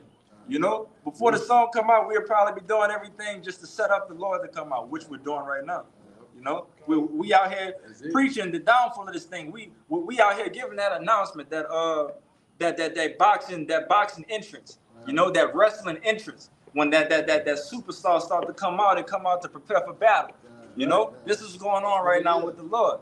All right. And again, you can't be nobody prideful in that instance of themselves to do that. Nah, you lower yourself and you speak of this man highly for his return. That's right. All right.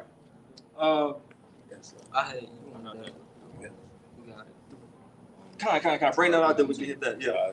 This is Romans chapter 12, verse 19.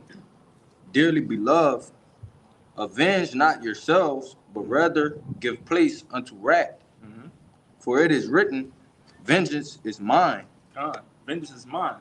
That's for the Lord. Vengeance is for the Lord. All right. Recompense not yourself. What you said again? 19. Rather, dearly beloved, avenge not yourselves, but rather give place unto wrath. All right. We're not in the business of avenging ourselves in this thing. You know. So let's go up to 17. 17. This verse 17. Recompense to no man evil for evil. Provide things honor in the sight. Provide things honest in the sight of all men. God, yeah, we're not in the business of revenge right now, right? We're in the business of, again, lowering ourselves, taking that low road, that road that might hurt a lot, because Jake don't like to get messed over. Jake down here don't like to feel played. We don't like those things at all, but we need to understand that it's more behind it. All right, we take this lowly. We take our stripes with this to receive something more glorious at the end. All right, so we're not got the get back. You know, we're not trying to get no get back out of this thing, man. But continue. Verse what's likely until the end, until the Lord permit us to get that get back. You know, once the fishes become hunters. You got that? But you, no, continue reading. Verse 18. If it be possible, as much as lieth in you, live peaceable with all men. Peaceably with all men. Live peaceably with all men. And if that's, come on, man. I can speak for myself, and I probably can speak for everybody else around here, probably you behind the camera, man, that is not something that's easy. All right? Jake living in the flesh right now, and there's so many things that Jesus wish you could just bust somebody over the head with something. You know, you wish you like I said, we sit out here, we meditate terror on things, man. We meditate terrors on the things. So it's not as easy, you know, as it would seem.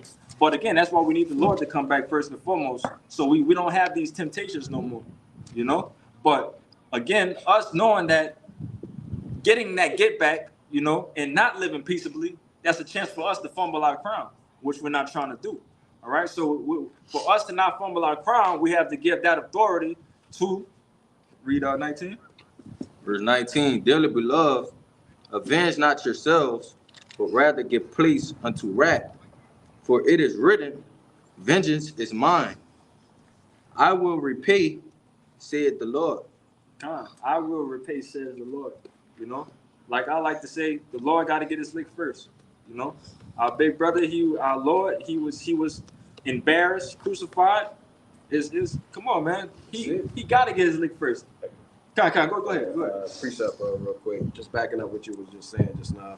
This is Zephaniah 3 and verse 8. Therefore wait ye upon me, saith the Lord, until the day that I rise up to the prey. For my determination is to gather the nations, that I may assemble the kingdoms, to pour upon them mine indignation, even all my fierce anger, and for all the earth shall be devoured with the fire of my jealousy. Yes, and it's just a bundle up, just a kindling of anger, you know, fierce anger that's just been building up, you right? And that's what you got to understand. The Lord is just sitting on the right hand of Yahweh, pissed off. All right, can't wait for that word to come down and get busy. All right, and it's only right that he gets his lick back first. All right, so if we allow the Lord, you know, us to humble ourselves down again and allow him to get his lick first, we're going to come right behind him with all of it, as he you know, let us know. You know, he told us these things in the scriptures that we should be like unto him. You know, but you got something? I got something. Go ahead. This is Zephaniah 3 and 8. He just read that. Yeah, Oh, that's what that was? Yeah. Oh, kind. So like, Go ahead. This is the book of Ephesians, chapter 4, verse 26. Be angry and sin not. Let not the sun go down upon your wrath. You got it, bro. Basically just being angry, like you wouldn't have to go on force yourself to get out your emotions. Obviously, we're in the flesh, but through the spirit, you can go and send up prayers, and the Lord, he'll take that vengeance out for you in that sense. Remain to continue in that wisdom and knowledge, you know, that wisdom and knowledge and understanding, you know, because what it says in Isaiah, that's the stability of our times. All right, so we're not trying to crash out behind anything. All right, we're not trying to have that. You want to say something? Make a point. Kind of not you know, that sun and that moon. You know, you don't want that sun to go down. You don't want that wisdom and knowledge to escape from you in the times of trouble, in the times of anger. You You know what I'm saying? That's something that again, it's a stability. We need the wisdom and knowledge and understanding that to continue to keep us patient in this thing and to suffer patiently, through the things that we know. Yeah, basically the Lord is holding you back spiritually. Like, you know what I'm saying? Like, hey, calm down. Yeah. Hey, calm down. It's coming. Go get him. It's coming. Yeah, don't worry about it. We will get him. Yes, brother. But you want to say something, Marcus? Yeah, this Ecclesiastes 7 and 9. It says, "Be not hasty in thy spirit to be angry, for anger rested in the bosom of fools." You see, so when you just, anger make you do something that you ain't supposed to do, man. Right. You'll crash out, because of your anger. But that resisted in the bosom of the fools, as the brother alluded to, we deal with the wisdom and the knowledge of Yahweh Bashim Al-Shai, the scriptures, man. All right, we get all our answers throughout the scriptures. We know all the decisions and everything that we need to make through the scriptures. Yeah, we be pissed off. All right, they tell you in the same chapter that oppression maketh a wise man mad. Yeah. You see? But we ain't just walking around with that on our shoulder, man. We ain't just walking around with just being pissed off all day or just showing your expression. Because somebody will try you, man. That's Satan. Yeah, Satan. Yeah, exactly. Seeking That Peter's, First Peter 5 and 8. 5 and 8. Yeah. I had something to do. Grab that Peter. But you go ahead, you got it. Yeah, this is Matthew 10 and 16. It says, "Behold, I send you forth as sheep in the midst of wolves. Be ye therefore wise as serpents and harmless as doves." You want to speak on it? Yeah, read it again, Barbershop. Verse 16, Matthew 10 and 16. "Behold, I send you forth as sheep in the midst of wolves." Stop right there. In the sheep of wolves, all right. So we know that Midst the of wolves. in the midst of wolves, sheep's in a dangerous, surroundings. Yep. All right. We understand that sheep's are they're prey. All right. Sheep's are they're what would you call herbivores? Eat nothing but Yeah. the green of the land, but they don't have that defense to fight back against a wolf. All right. So it'll be labeled as a defenseless animal. Yep. The easy prey. Easy prey. It's nothing for a wolf to get in a farm and destroy some sheep. But continue. It says, "Be ye therefore wise as serpents and harmless as doves." Gone. Wise as serpents. All right. Wise as serpents. Being cognitive of all the things that's going on around us. To understand again, what are you risking? You got to be smart about this thing. The thing that you're risking is your crime. By crashing out, you lose your crime. All right. You go sit down and they put you in Angola somewhere. Hey, you can't serve the Lord from Angola. You can't be on the highways and hedges putting out that word in Angola. All right. So why would you want to put yourself in that position just because you just had a simple crash out? So you need to be wise in these things. All right. And be harmless as doves. All right. We're not out here just trying to, we're not in a position right now to get that physical get back. All right. So again, what brought out in that Romans, that we have to let the Lord go ahead and handle that. All right. Give all these things that's something that's above our pay grade right now. Even though it hurts to do. It's not something that's easy. We got some hot-tempered brothers. We got brothers that's really don't like to be played with. But it's something that the Lord requires of you for you to work on. To go ahead and hand that over to me. And then when the time is right, when that time comes, then I'm gonna let you get that off. I was about to say that's also part of that being lowly. Oh, it's like, what did you say? I was saying that's also a part of just being lowly. Yeah, being lowly. Huh. You want to say something? I was gonna say too. That's the best time to take business on somebody. Mm-hmm. Now, of course, it's easy. Like you just go up to a person and they kill them on spot. Mm-hmm. But yeah, it's better. Like the plan work better when you move smoothly. Mm-hmm. To where like basically like if you become that person's friend, the person that did you wrong, and they say you become a person's friend, then at the right time, you got him. That's it, man. You gotta watch it. Get the fishes You got some? No. Jeremiah 16 and 16, and it reads, "Behold, I will send for many fishers, said the Lord, and they shall fish them," which are we doing right now, right? We're fishing for men, right? And it reads, "And after I will send for many hunters, and they shall hunt them from every mountain and from every hill." and out of the holes of the rocks. The mountains and hills going into the governments, you know, the governments and the Lower government. yeah, the lower governments, you know, the mayors and so on and so forth, you know. But at the end of the day, the Lord is going to allow us to get that get back, you know. As the brother mentioned, we're fishing right now, you know. The word is still out. We're still out here putting this work in. We out here fishing, all right. If we out here putting this work in, that means that the elected hasn't been sealed yet. So we still fishing for those last members. You know what I'm saying? So that's why that opportunity, the door of repentance is still open right now. All right, that grace period is still open because we're still fishing. All right, but once those doors close and allow the Lord allow us to hunt, hey, that's gonna be a scary season. You know? Yeah, because it mentioned out of the what it said, the holes. Mm-hmm. And what else? What else is there, bro? It says, and they shall hunt them from every mountain and from every hill and out of the holes of the rocks. And out of the holes of the rocks. Yep. So you're talking about the elites, all right? These people that may survive the nuclear destruction, all right? Space stations, whatever you know, that's hiding in the caves of these rocks, these underground bunkers. Yep. All right. Hey man, we gonna be the one breaking the chains, kicking doors down and shit, man. You know? The brother alluded to been kind of mentioning it, the spiritual powers, man. You know? Hey, when we come down off them chariots, all right, after the time of fishing is done with, okay, it's gonna be what they say, belt the ass, man. You know? Yeah, it's gonna be belt the ass, brother. And just like Yahweh Shah said, man, if those who don't want me to reign before them, bring them hither and slay them before me, man. You know? Because Yahweh Shah gonna be getting busy too.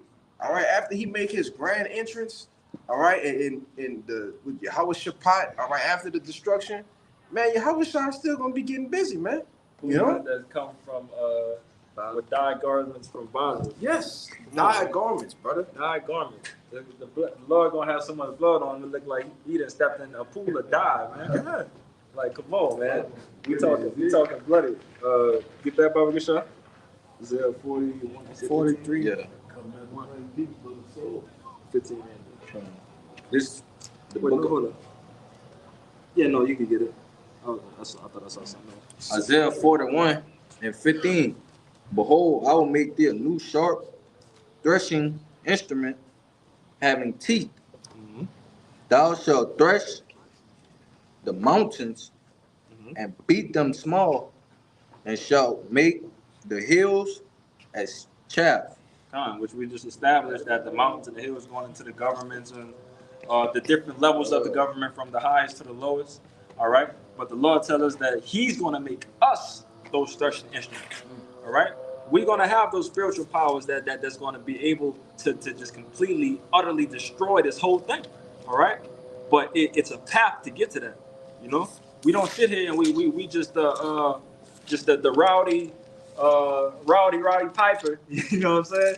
We're not that person that's going to receive that. You know. But once you go in that lowly spirit and receive the stripes that we've been receiving right now, being in captivity, you know, humbly, and doing the will of Yahweh Shema Shah first and foremost, you know, then those things are going to be received afterwards, you know, to destroy and to rule, you know, it's like to destroy first, and then for us to have that ruling afterwards, you know. I think that was it on that. Gotcha. You had. I had precept backing up the spiritual power, going into it or whatever. This is Micah 4 and verse 13. It says, "Arise and thresh, O daughter of Zion, for I will make thine horn iron, and I will make thy hoofs brass, and thou shalt beat in pieces many people, and I will consecrate their gain unto the Lord, and their substance unto the Lord of the whole earth." So just like what you were saying, the Lord, when he returns, he's going to give us those spiritual powers, those different bodies, you know, and we're going to be like one unto the Lord. You know, the manipulation of elements, being able to control everything, you know, and we're going to put the heathen and other nations into complete subjection. They have no other choice, you know. It's not going to be a choice. It's not going to be a get down or lay down. You know, it's gonna be completely, hey, just lay down.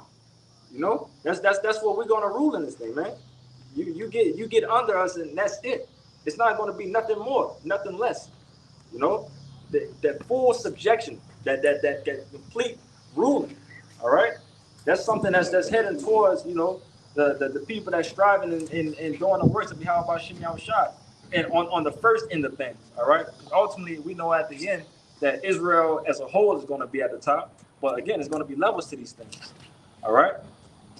You say you got something? It's what you said? What was that last thing you just said? Levels to this thing? No, before that. We're gonna put them in complete subjection. Put them in complete subjection. Yup. This is it's funny that the scripture mentioned us being as David, because when David was ruling, everybody was in fucking complete subjection, man. Which is why the Lord is raising up the tabernacle of David again, to put the nations back in subjection, man. You see? This is Zechariah chapter 12, verse 8.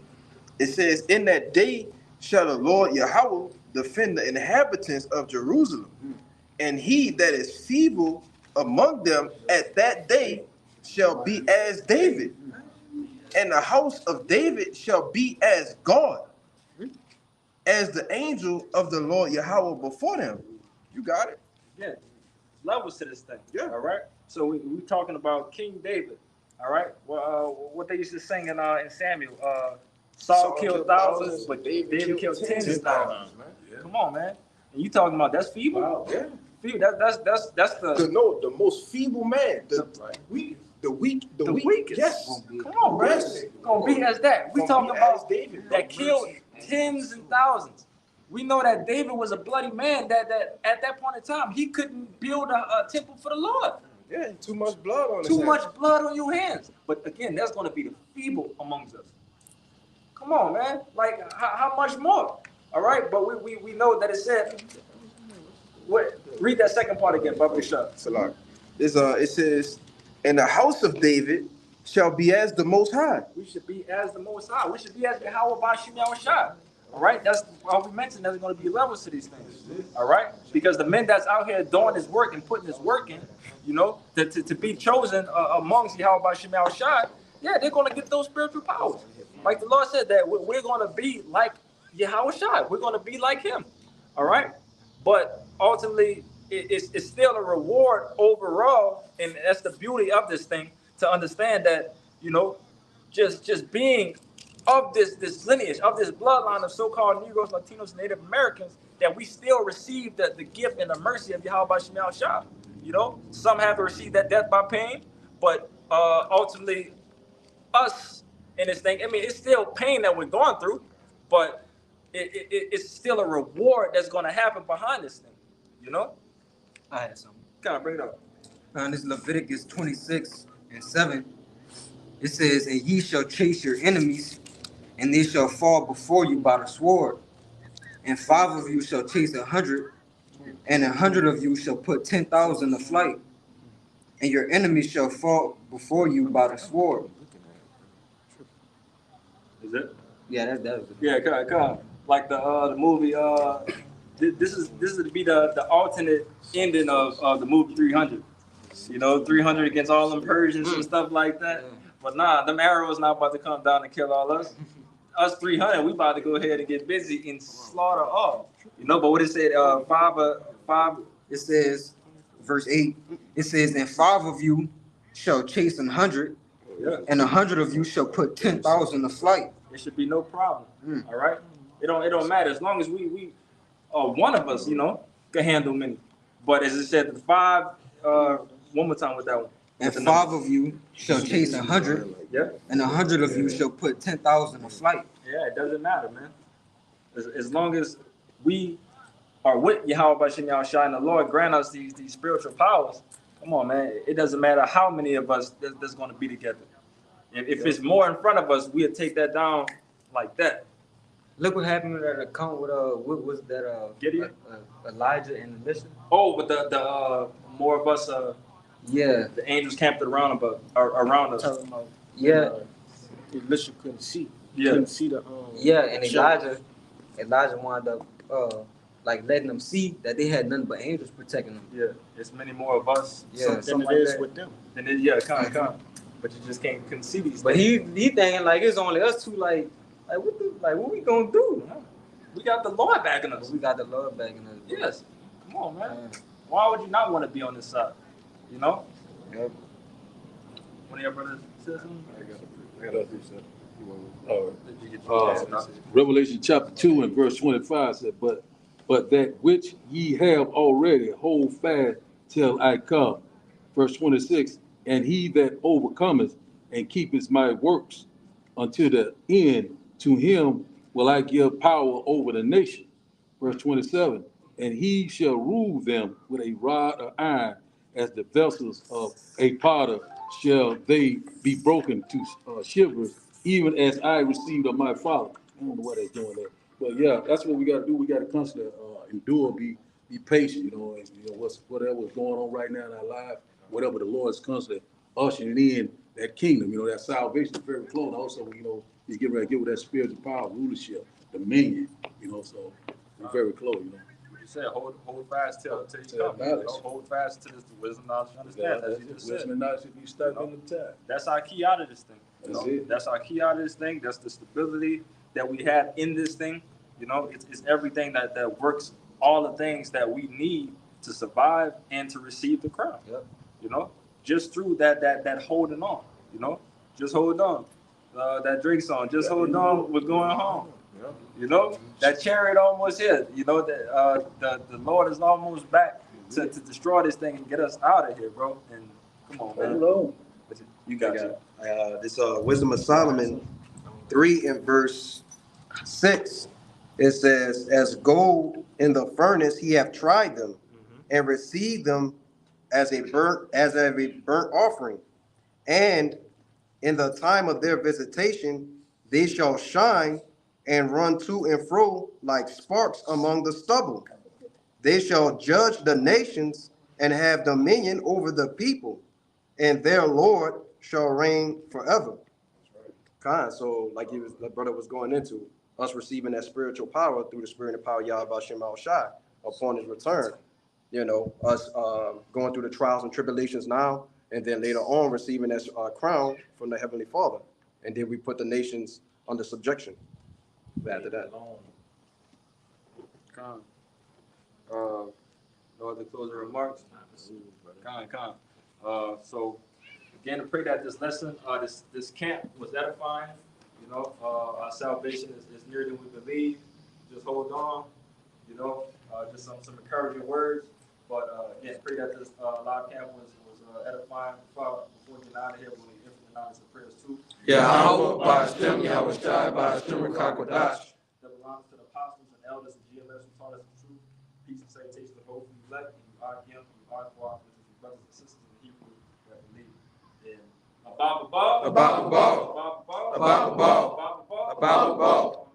Kwam Yashra. Shalom.